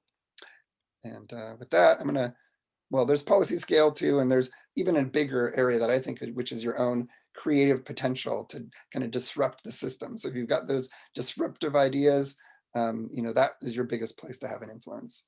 And we can talk about that another time. And that was a lot to throw at you, but with that, I'm going to throw it back to Ben here to see what you can tell us about policy. Great, thanks so much, Chris. I'm going to go ahead and share my screen as well. So building off of Chris's comments there, going through the carbon footprint calculator and looking at all the different ways to reduce emissions and talking about the role of local governments, we find that local governments have a really critical role to play. And going back to the theme of this whole day, a lot of that is around housing and land use planning. So here's a map of Chris's Bay Area greenhouse gas inventory, looking at the census tract level, which is, one of the smallest geographies you can look at, sort of neighborhood scale. And on the left here, you can see the legend that shows, the very darkest blue areas of the Bay Area, downtown San Francisco, Berkeley, Oakland, and there's other parts as well, have as low as like 10 to 20 or even less than 10 tons per household. Whereas the darkest red areas like Piedmont, the Tri-Valley area, we'll look at parts of Marin and South Bay, have as many as 60 or more tons per household. So this is a very big range, right? Like 10 tons per household is where Chris is looking at getting by 2050. They could achieve our 80% reduction, right? But many of the houses in the Bay Area are much, much higher than this. They're well above, state or even national averages. And there's a lot we can do to help reduce that, both in those communities and to help ensure that our population growth and the new housing we're adding through our housing elements and the RHNA process is going to these low carbon footprint areas. So first, just looking a little bit more closely at the East Bay here, we can see that the walkable transit-oriented areas around like downtown Berkeley, downtown Oakland, along the BART lines, along the historic streetcar lines, are pretty low emissions per household. We got this very dark blue spot right on the south side of University campus, where there's all students living there with no cars, right? Number of dark blue areas in downtown Oakland. But we see Piedmont here, right? This very wealthy, single family, low density, very poor transit neighborhood is very, very dark red. And if you might recall from the calculator, there's a bunch of things that go into this, right? There's, how much you drive, how much food you eat, the home size, it affects how much stuff you buy to fill up your house, et cetera. And so all these are reflective of our land use and transportation patterns, which are all decisions made by our local governments. And we'll do some comparisons on those in a minute as well. Moving south along the peninsula, we can see that a number of South Bay cities has similar challenges as Piedmont, right? We've got a number of more very suburban, low density areas with very high car ownership rate, very large single family homes, which are pretty inefficient themselves, and a few pockets of lower emissions around, I think this is Hayward or Union City. We got something around Stanford campus here as well. When we get back down to San Jose here, we do see, again, the urban core, walkable, transit-oriented neighborhoods, smaller homes, more apartments are often much lower carbon footprint. And this is really something that local governments can control because they control the land use, they control the zoning, they decide what housing goes where. So zooming back to Berkeley really quick to do a bit of a deep dive here. So on the left, we've got sort of that close-up of the Berkeley carbon footprint map. And on the right, you can see the zoning map for the city of Berkeley. And these lighter areas up in the north and on the southeast areas, these are all very low density single-family homes, traditionally very large houses. It's a wealthier, wider community. People have to drive to get anywhere. There's nowhere near BART, right? Whereas in the downtown area, these darker colored places, right? These dark orange and these purple spots are all mixed use multifamily housing. I myself live right in this purple area, right? I walk to BART or to campus or to the grocery store. I take the bus. I live in an apartment building that's almost all electric. So I have electric heating and air conditioning, electric clothes dryer. I use an induction cooktop. I have an e-bike, right? I don't drive anywhere. I don't even own a car. Most residents of this downtown Berkeley area and South Side don't own cars at all because they can get everywhere they need to without driving. They can bike, walk, take the bus, take BART, et cetera. We move a little bit, to the north out of campus into single family areas, and we see that car ownership is much higher, homes are much larger, people buy a lot more stuff, they have a lot more income, and this leads to higher emissions generally. And so when we're looking at population growth and how to handle the Bay Area's housing crisis, how to handle our population growth, how to manage the need for more homes in our communities, we find that putting the homes in these low carbon areas, these usually high density areas, is the best way to ensure that those people who are going to move in and meeting the housing demand can be done in a low carbon way, right? Like if we add a lot of homes to these hills areas, they're still gonna have to drive, we can look at, if I'm gonna jump back a couple of slides. Actually, well, I think I have one further down. Here we go. If we look at like up in Hercules up here, this little area over here, this is, a pretty high density area, but it's also far from everything else, far from transit, and it's very, not very walkable, and it's, very high emissions. So going back to Berkeley real quick, we find that putting the housing where transit exists already, where it's walkable and accessible is the best way to reduce emissions.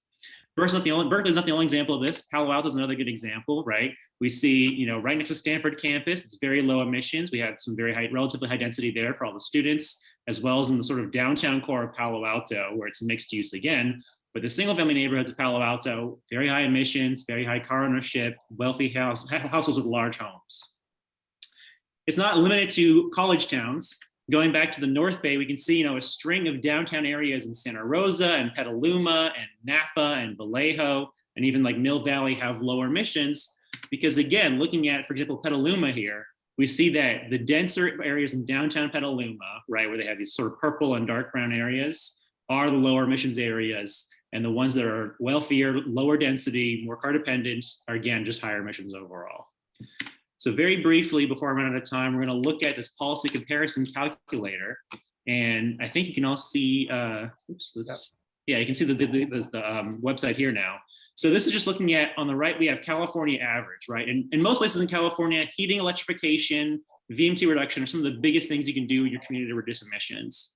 But in places like Berkeley, which do have areas of very low carbon footprints, urban infill is found to be the most effective, because rather than having more people move into these high emission areas and having to reduce their emissions through building electrification and VMT reduction, marginal policies, et cetera, putting them next to BART where they can walk, bike, take the bus, et cetera, gets rid of that huge chunk of transportation emissions right off the bat. Again, like in downtown Berkeley, most people don't own cars. And that's like 10 tons of greenhouse gas emissions out of the 40 tons or so that people have like in California already, or 50.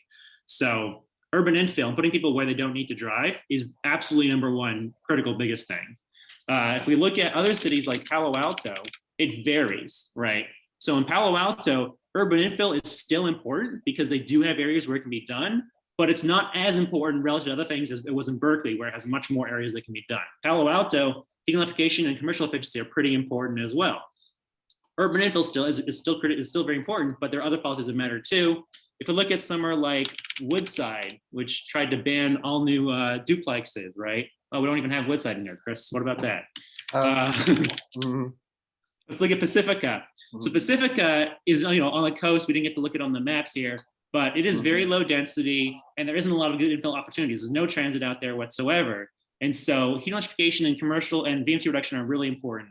Urban infill still does reduce emissions. And this is the critical part, right? So no matter where in California you are, urban infill does have an emission reduction impact relative to not doing urban infill, right? Greenfield development, converting, land which is currently sequestering carbon, home to native species, et cetera. Greenfield development does not reduce emissions at all. It is only going to add emissions. Urban infill, no matter where it is, helps. We do want to focus it in those transit-oriented areas that are already more walkable and accessible and have alternative modes of transportation, and you can do more density there. But no matter where in California you are, something like SB9 is going to help reduce emissions. And with that, I think we have a couple of minutes for questions. Let's see if we have any in the chat currently. I see one, Douglas Cooper. The goal is not just where to build housing, but also where and how to emphasize building out public transit. Yes, and also part of the challenge is that transit requires high density to be effective as well. So it's sort of a chicken and egg problem. And really what local governments can do best in this area is plan the two in conjunction, right? So we have a lot of state bills and local policies around transit-oriented development, and those need to go hand in hand along with new transit expansion plans. So if you're thinking about South Bay in terms of like the VTA expansions or service improvements, think about high-speed rail on which Caltrain corridor and Caltrain electrification or BART expansion down to San Jose. Those are all really great opportunities to create new areas for high-density housing close to transit where people can find alternatives to driving around. And with that, I think we're just about out of time. So I'll pass it back to Danielle to introduce your last couple of speakers. You guys actually do have a couple extra minutes if there's anything else you'd like to touch on. But thank you so much for being time conscious. And so, we heard people earlier talking about the need to build housing everywhere just because of the housing shortage. And then you're saying that we really need to concentrate that infill development, particularly in certain cities. Would you like to speak more to kind of the intersection of those two ideas? Chris, you want to add in here? Yeah. Well, and Ben mentioned Hercules, and it's a pretty interesting example. It was one of the first, I think it was the very first LEED Platinum community in the United States. And they used a lot of these strategies that you might think would be good, like having, it was a new urbanism community where the cars are not visible from the street. There's like a lot of walking opportunities. It's like dense. I mean, it's more dense than the surrounding housing. But when we looked at the carbon footprint and the vehicle ownership in particular of that neighborhood, it ended up being higher than the neighborhood right next to it. You can't see the cars, but they're there. And the reason is there because they're so far away. Now Hercules is saying, well, we want to put transit out there. Maybe that will have a BART line out there someday. There is some controversy about building transit, that like, those BART lines may increase sprawl as well. So it's not really, that's not really clear. So yeah, I mean, you really want to have a high access to all destinations. There's a lot of like, goals with urban planning, with transit in particular, but just having access, as Ben mentioned, to everything that you need close by. Can Hercules have that?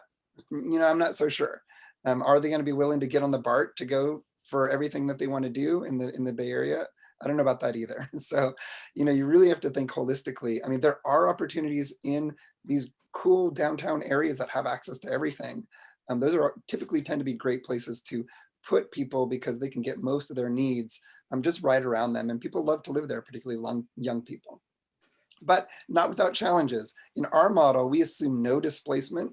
We assume that the people live there are going to have the same incomes. And that isn't always the case with infill, right? So you really need to think about planning these communities and having affordable housing. One other thing we want to say is, in the Bay Area, you hear that there's been something like 7 new jobs for every 1 unit of housing. And that is a real problem. One of the things that we want to do at Ecodata Lab is to track jobs versus housing over time. I think that would be really helpful because we need to do that kind of integrative planning. Absolutely. All right. Well, thank you both for joining us today and for sharing all of your knowledge and insights. I believe we'll be introducing the next panel. Hi, Danielle. It's me. I get to do it. So I want to thank everybody who's been here all day. We still have 101 of you who've made it through since 10 o'clock this morning. So thank you for staying with us.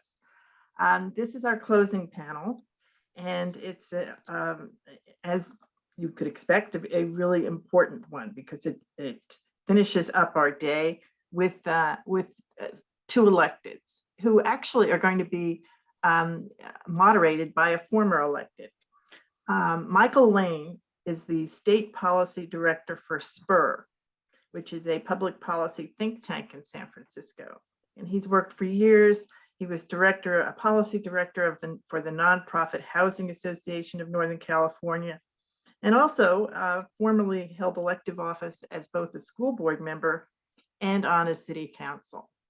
So Mr. Lane will be joining State Senator Dave Cortese, who represents Senate District 15, is chair of the Senate Labor, Public Employment and Retirement Committee, and serves on the Housing, Transportation, Education, Budget, and Fiscal Review and Human Services Committees. And Assembly Member Buffy Wicks, also District 15, which is the operative number for us to close with. She is chair of the Assembly Housing and Community Development Committee and serves on Banking and Finance, Budget, Transportation, and Privacy and Consumer Protection Committees. Thank you all for being here today. We look forward to hearing your conversation. Well, great. Thank you so much, and good afternoon. It's wonderful to be with you and with Senator Cortese and Assemblymember Wicks. My experience has been that each legislative session has its own personality. And even within that 2-year session, each year has its own personality and the social dynamics around it and how members are reacting and trying to be responsive to their constituents and the challenges that they face. This year it happens to be an election year, which always has its own dynamic. But in addition to that, we've had some other significant challenges, which made it seem a little bit strange. And I'll see if our members also agree with this, but the redistricting issue created anxiety and concern and interest and sometimes intrigue about how those boundaries are going to be drawn and in which there's districts members would run. That has an impact on the attention of members when they're thinking about those things. And we've had more than 24 resignations and retirements, which also change the dynamics and relationships in the building, as we say, and even for floor votes, not having the same members on particular votes that you might have been looking at if you had to move a 2-year bill early this year. And then of course the anxiety about wanting to move to endemic status for the pandemic, and just where we're heading with all of that really represents significant challenges. And just wanted to begin with a more general question for our elected officials. Just what are you prioritizing this year? What's the general mood that you're sensing among your colleagues, and what are the prospects for getting major legislation done, given all these significant challenges? And maybe start with Senator Cortese for his perspective, and then go to Assemblymember Wicks. Well, thank you, Michael. First of all, let me say thank you for the convening today, and to the league and everyone involved. And it's great. It's an honor to be on with Assemblymember Buffy Wicks, who's really an expert in this subject area. The priorities this year for me are largely the same. It doesn't mean our bill package is the same, of course, and you just kind of outline that each year is a little bit of a different year.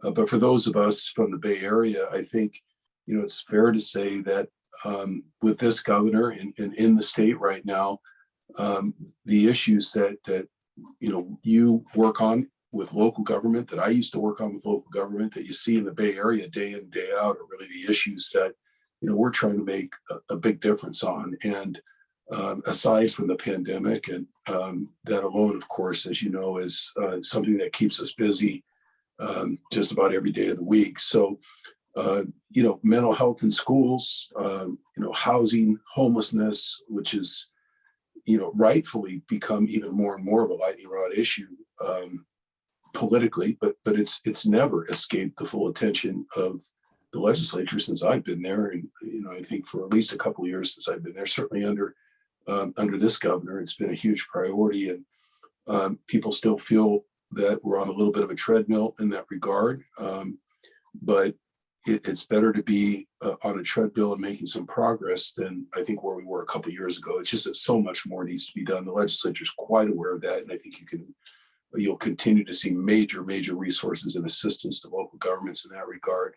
And then I think, the topic of, some of the discussion today, the intersectionality between climate and housing, not just how that plays out in terms of good ideas, good legislative ideas, but, sort of the friction that exists in the legislature in terms of trying to get that work done. And again, we have our work cut out for us there. Well, thank you so much for having me. Good to see you, Michael Lane. Good to see you, Senator. You've been a great partner on a lot of these issues, and we love having you. Even though I'm in the People's House and, you're in the fancy Senate, just excited to be here. So since we last spoke, and by the way, I saw a lot of familiar faces in the names, in the participant list. So I'm excited to be here with the league. I always do the league events. It's one of the best organizations, I think, that does outreach in our community. So thank you for that. But since I last spoke with you all at the league, I've since been named chair of housing in the Assembly, the Housing Committee, which is exciting for me. It's a big step up in terms of my own leadership, but also just a real opportunity. I hope to work really very collaboratively with people like Michael and the senator and many others. We have some great leaders, Nancy Skinner, who's just been fantastic on the issue, Scott Wiener, Phil Ting. We have a lot of great folks in the Bay Area in particular who are really striving and pushing to solve our homelessness crisis and our housing crisis. And so that remains a big focus. We did a housing tour this past fall when we were out of session, and we went to a bunch of stops. We were in Concord and Oakland and Salinas and, Fresno, Inland Empire, San Diego, Los Angeles, Orange County, Chico, all over the map. And there were about 30 members that came. So it was a good turnout to do a lot of listening and to get a better understanding of how is our homelessness and housing affordability crisis really impacting people in their community. Do we see differences in different communities, and what are the similarities that we can work on collaboratively to really solve the problem? And so we saw a number of, I think, things come out of that in terms of, I think, our understanding, but a couple of key things that I'll just highlight. One is when we lost redevelopment, we lost the ability of sort of funding for ongoing affordable housing for our local communities. And so that issue of having sustained, consistent funding for affordable housing is a key issue that we have to tackle. And it's one that I'm personally working on in my role as housing chair, and trying to figure out how can, for a sort of defined significant period of time, can we have ongoing funding? And the governor's done a good job of, we put 12 billion in last year, which was great, you know, and frankly, he's done a lot more than Jerry Brown did in this space, and love Jerry Brown, but it was not his priority. And it really has been Gavin Newsom's priority. So I thank him for his leadership in that. But we need an ongoing funding stream for affordable housing. And you talk to any affordable housing developer, any nonprofit affordable housing developer, and they'll tell you the same exact thing. It's very hard for them to plan when we'll get like an infusion of cash, but we don't know if it's going to be there next year. And then maybe we get more and maybe we don't. And it's hard to plan when we really have this sort of systemic issue on housing and homelessness if we don't have that ongoing stream. So that's something we're working on, that I'm working on myself, that hopefully we'll be able to bring some more stability in the funding space. The other thing that came up quite a bit in the tour is just the lack of home ownership in California. We have one of the lowest home ownership rates in the country, in part because the cost is so expensive, and it really disproportionately impacts communities of color.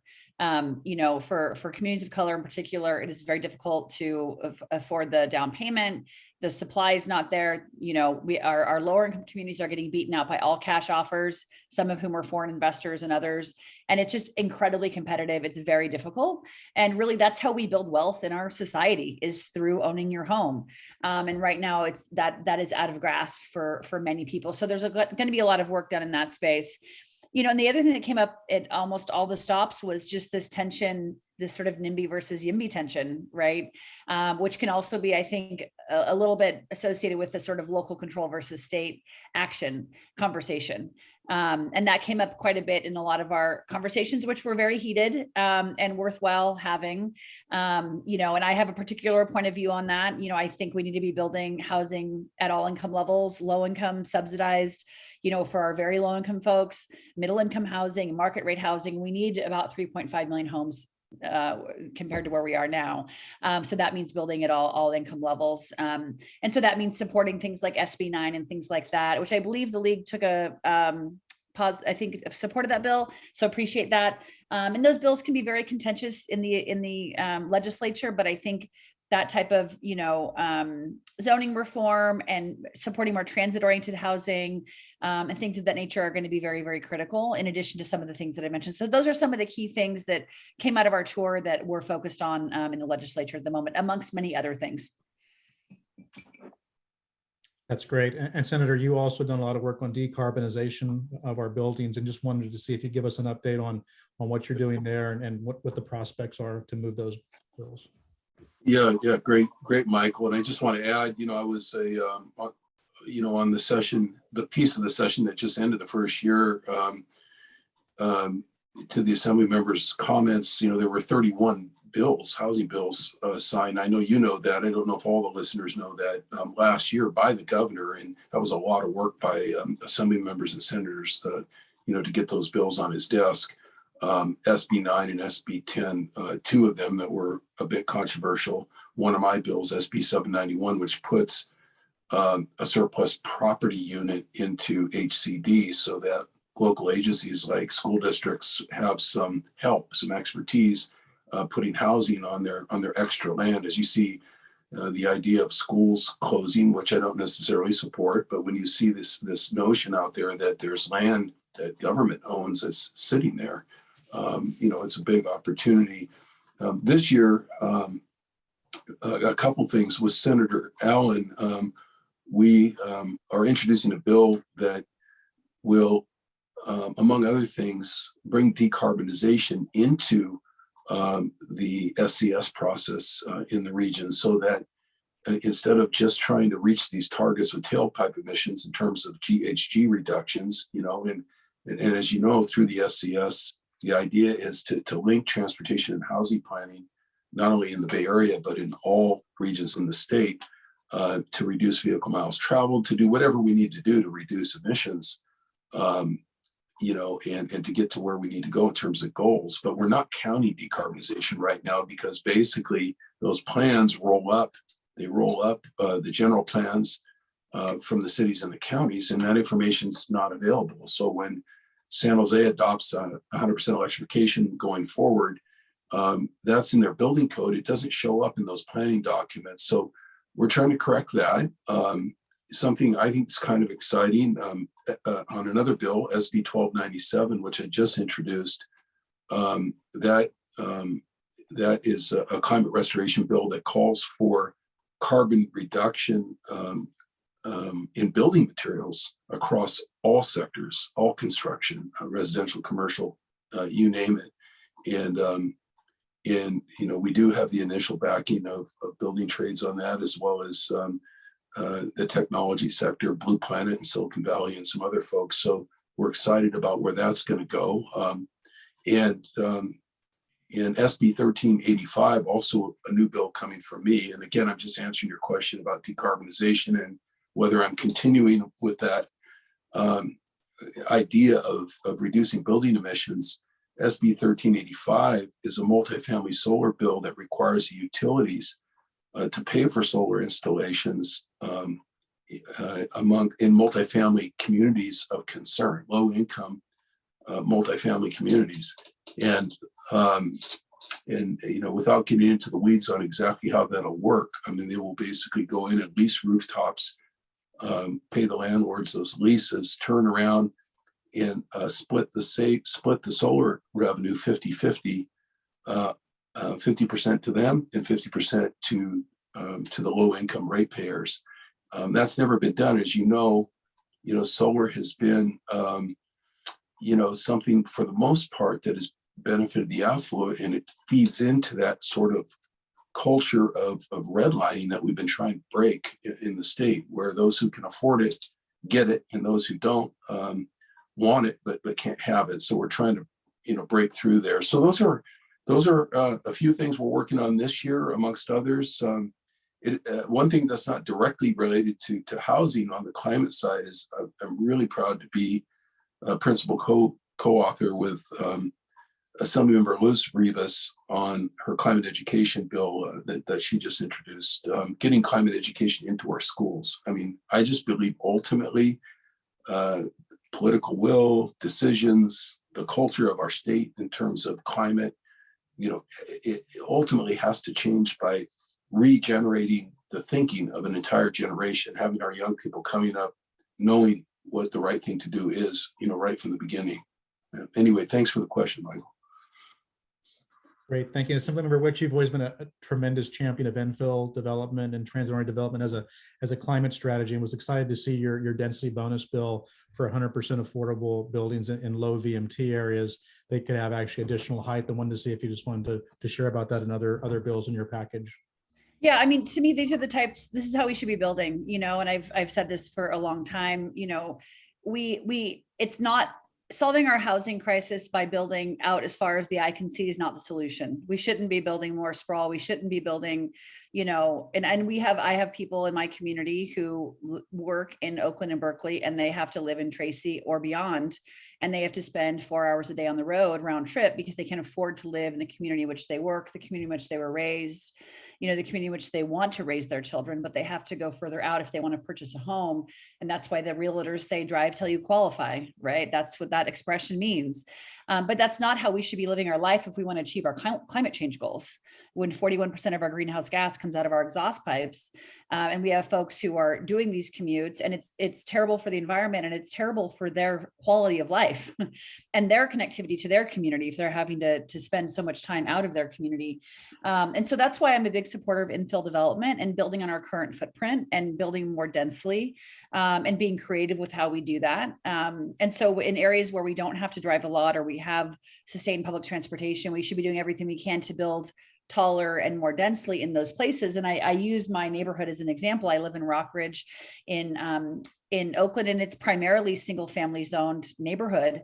And I'm one block off of College Avenue, which is a main thoroughfare. And on College Avenue, there's everyone knows the Zachary's Pizza. We all love the Zachary's Pizza that's right there across from the Rockridge BART. And when you are at the Rockridge BART and you look across the street and see the Zachary's Pizza, and you see that it is one story. And that is a classic example of something that should be 6-7 stories of multifamily housing, of mixed income housing that should be in that area, right? We should be building more densely in these communities, particularly where we do have public transportation. I mean, we've invested how much money in BART since it's been created, right? And we shouldn't have that just serves that, you know, a single family zoned area that should be serving a lot of people, if that's public transportation, public goods going into that. So I view that as one of the best ways to achieve our climate change goals is to ensure that we're building that infill. And that's why I was pleased that the governor was using that framework as he was talking about the budget, that I view transportation and housing policy as climate change policy. And those things are very connected. How we live our life, how we fund public transportation, you know, how we're building infill development, I think is critical, which is also why, you know, I'm carrying a bill, it's a 2-year bill to create a bus lane, a carpool bus lane for the bridge, you know, because I-80 is a parking lot when you're trying to get across the bridge. And if we want to encourage people to take the bus, then we should make it easy for them to get on the bus and make it quick for them to get across the bridge so that they can go to their jobs in the city. Obviously, things have changed since COVID, but they're starting to open up again. And so things like that make it easier for people to take public transportation, make it fast, make it reliable, build the infill development. Let's not build out in our open spaces. Let's keep those our open spaces that are, you know, beyond the Bay Area, and continue to do those types of reforms. I think is one of the easiest ways. Well, maybe it's not easy to do that kind of zoning reform, but one of the ways I think we should be tackling our climate change issues.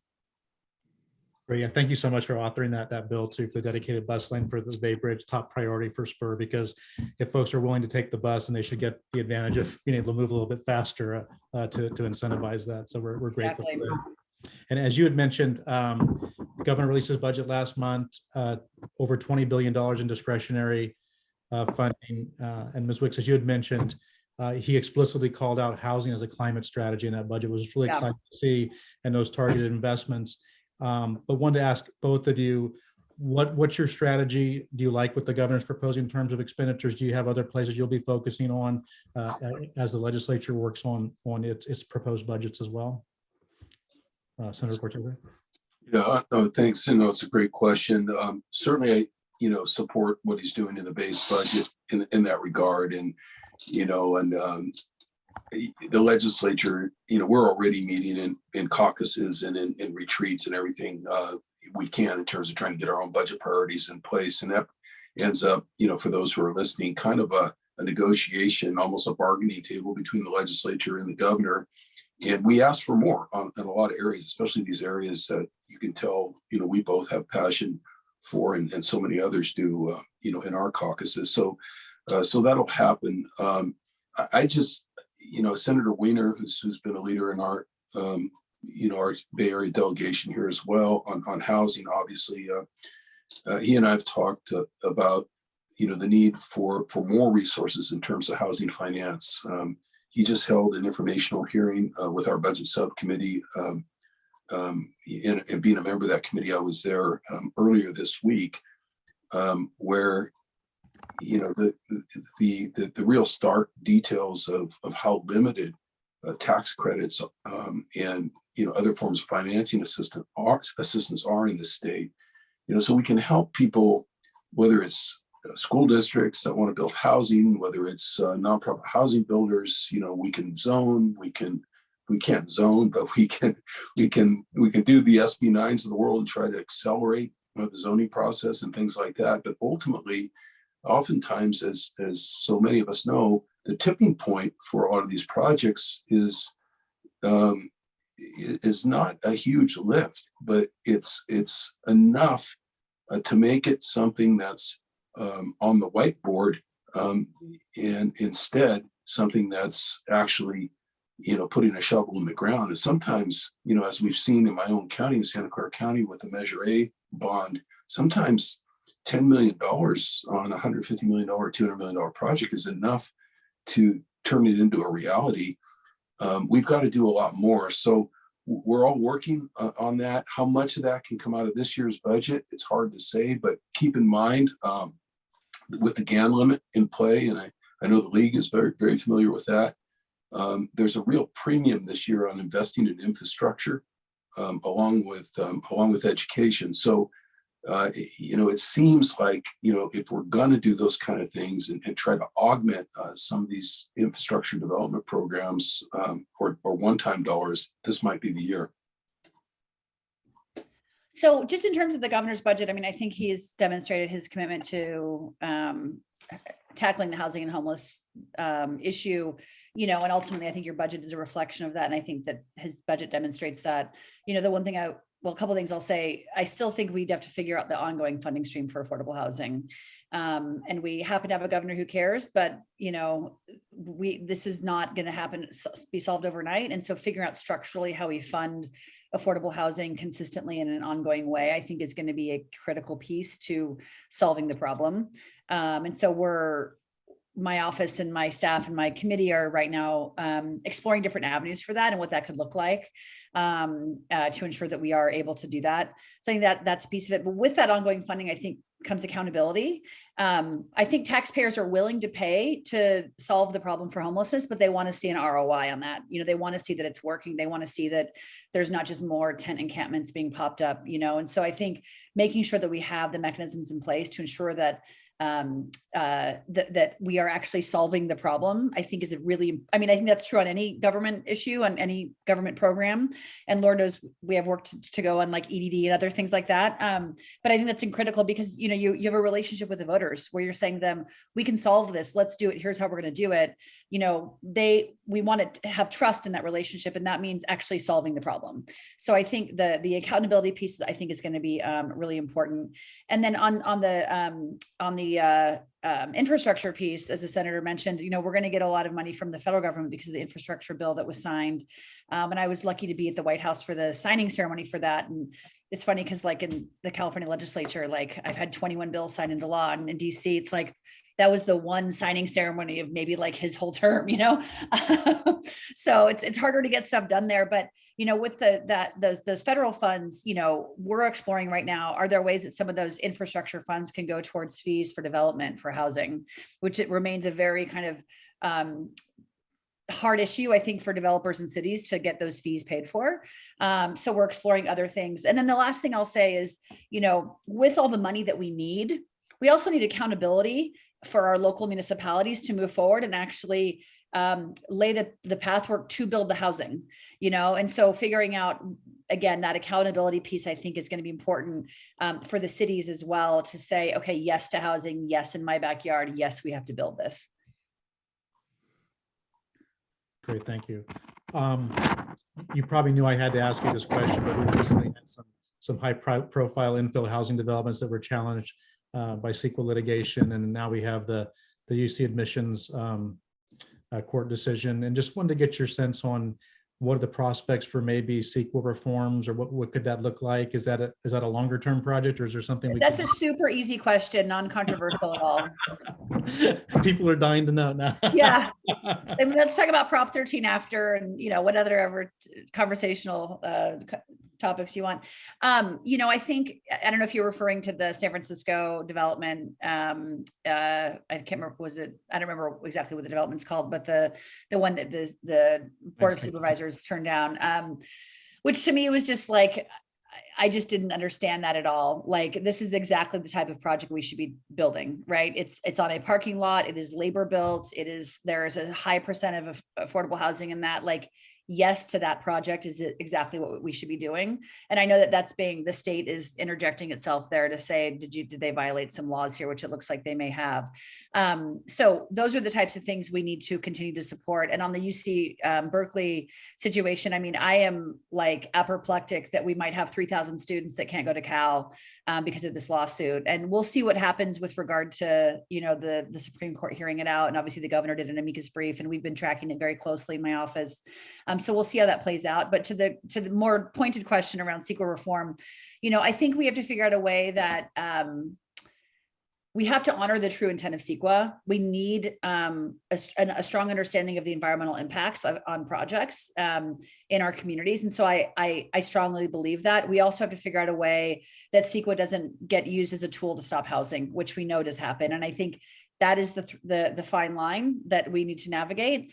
I don't know that we will see a ton of CEQA reform stuff this year, but I could see it being it's on the horizon for soon, and at least coming out of the Assembly. I'm not sure where the Senate's at on it. As you can see, you know, from the recent past, we were, talking around some of those bills, and I mean, you can go back to SB 35 and so forth in terms of housing. There's been an incremental approach that's been somewhat effective.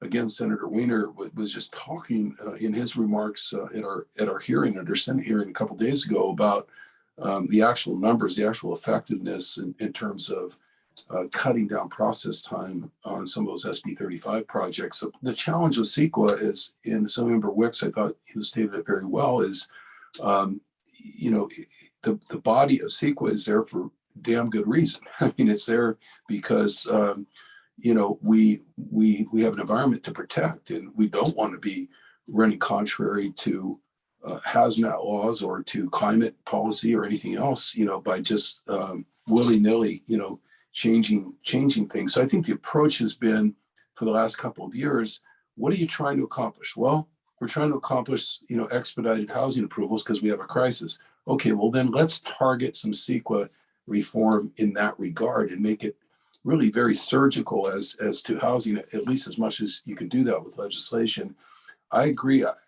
There's a couple reasons I don't anticipate anytime real soon there being some kind of omnibus or major overhaul of CEQA underway. For those that have been around a long time like me, there was a once upon a time where legislative efforts in committees sometimes would be focused on one overhaul like that, whether it be government organization or water policy or something. We don't see that as much, I think, in the modern legislature, but we at a minimum, we need to keep trying to be surgical and not give up on the idea that we can maybe go in and pinpoint 1 or 2 or 3 reforms at a time and chip away at those unintended consequences.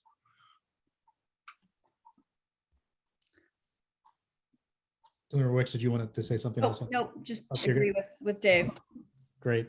Another hot topic has just been over the past few years, the state building and construction trades have opposed some housing bills, and just wanted to get your sense. Have you gotten a sense that there's any movement there? Is there an opportunity for a grand bargain, and would that be something that could happen sooner? Is that a longer term project as well, would you say? I think, and this came up a lot on the tour as well. To me, I look at this issue and I say, we have some of the best builders in the world, some of the best union trained members of our community who can build some of the best housing. And we have an enormous need for housing, and we've been putting money into building that housing. And so we have all the ingredients to make this work. And I think, to quote my old boss, Barack Obama, there's more that unites us than divides us here on this one. And it is my hope that we can come through with some kind of a framework that works for everyone, that works for the affordable housing developers, that enables us to pencil out projects that are going to be very important, as well as ensure that those houses are built by union trained folks who are paid what they're worth, because they have to put a roof over their head as well. And I think it's important to align those interests. And I don't want to say cautiously optimistic, but I'm hopeful that we can come to some kind of agreement there.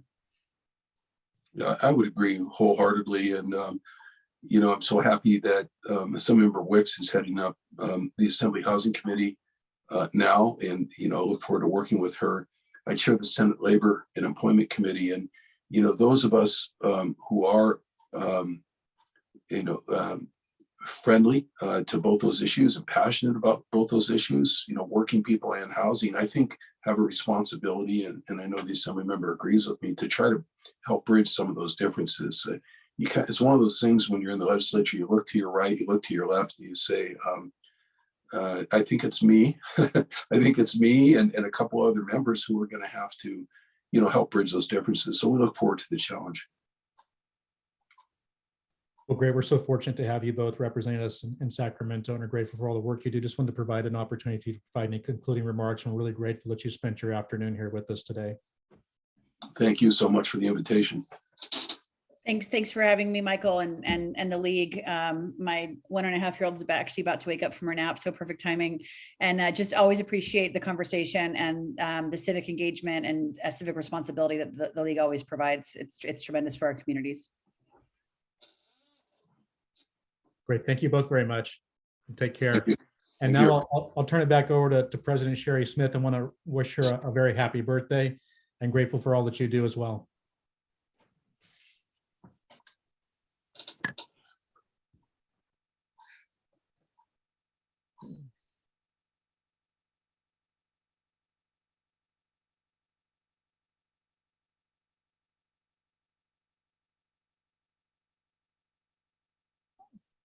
Thank you very much. This is Sherry Smith. I think I have started my video, and I think I've unmuted myself too. Can you all hear me? I can't see me, but I'm somewhere out there. Let's see, I see you. I see you, Roma. And okay, well, I tell you what, if you can hear me, Roma, that will be enough. And thank you for the happy birthday wishes. I've sure had a bunch of them. That is to say, a bunch of birthdays as well as a bunch of wishes. And thank you kindly. What better way to spend one's birthday than right here? So I'll keep beaming at my camera here on the chance that it's going to work. But anyway, let me conclude here before everybody disappears. And that is, I think my head is going to explode from all I've learned today. If you have any lingering questions, any of you in the audience that you wish to address to any of the speakers, you may send these directly to them by way of the contact information you'll find on the resource list that we will be sending to you. I want to apologize for your difficulty in being able to hear my opening remarks at the start of the program. I had failed to attach my microphone to myself, and I created the problem. So the important part of my remarks was to urge you to consider joining our Bay Area League Board of Directors. We address issues that cross county boundaries within the Bay Area, issues like transportation, housing, regional government. Our nominating committee is seeking additional members for our board, and its chair, Ann Draper, would love to hear from you. Her contact information will be on the resource list that will be sent to all of you attending today. So step up and expand your horizons. I want to thank all of these fine speakers for taking the time to share their expertise and points of view with us. And also to thank again the league members who have brought all of this together for us. Kathleen Shaw, Danielle Kreider, Roma Dawson, and Madeline Cronenberg. You didn't hear me perhaps when I thanked all of those people at the beginning. So the least I can do is emphasize their names at the end. It's been a lot of work, as any of you know who have put together a day like this, and we can't offer them enough thanks. We welcome your suggestions for future conversations presentations, like the one that we offered on November 30th that was on environmental justice. You may send suggestions via email to lwvbayarea@gmail.com.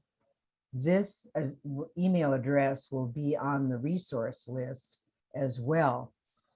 And now, from each of us at the Bay Area League to all of you, wherever you are viewing this League Day, our thanks to you for all your interest and involvement. And we hope that what you've heard and seen today will inspire you and your league colleagues to go forth with league-like determination and to change the prevailing paradigm.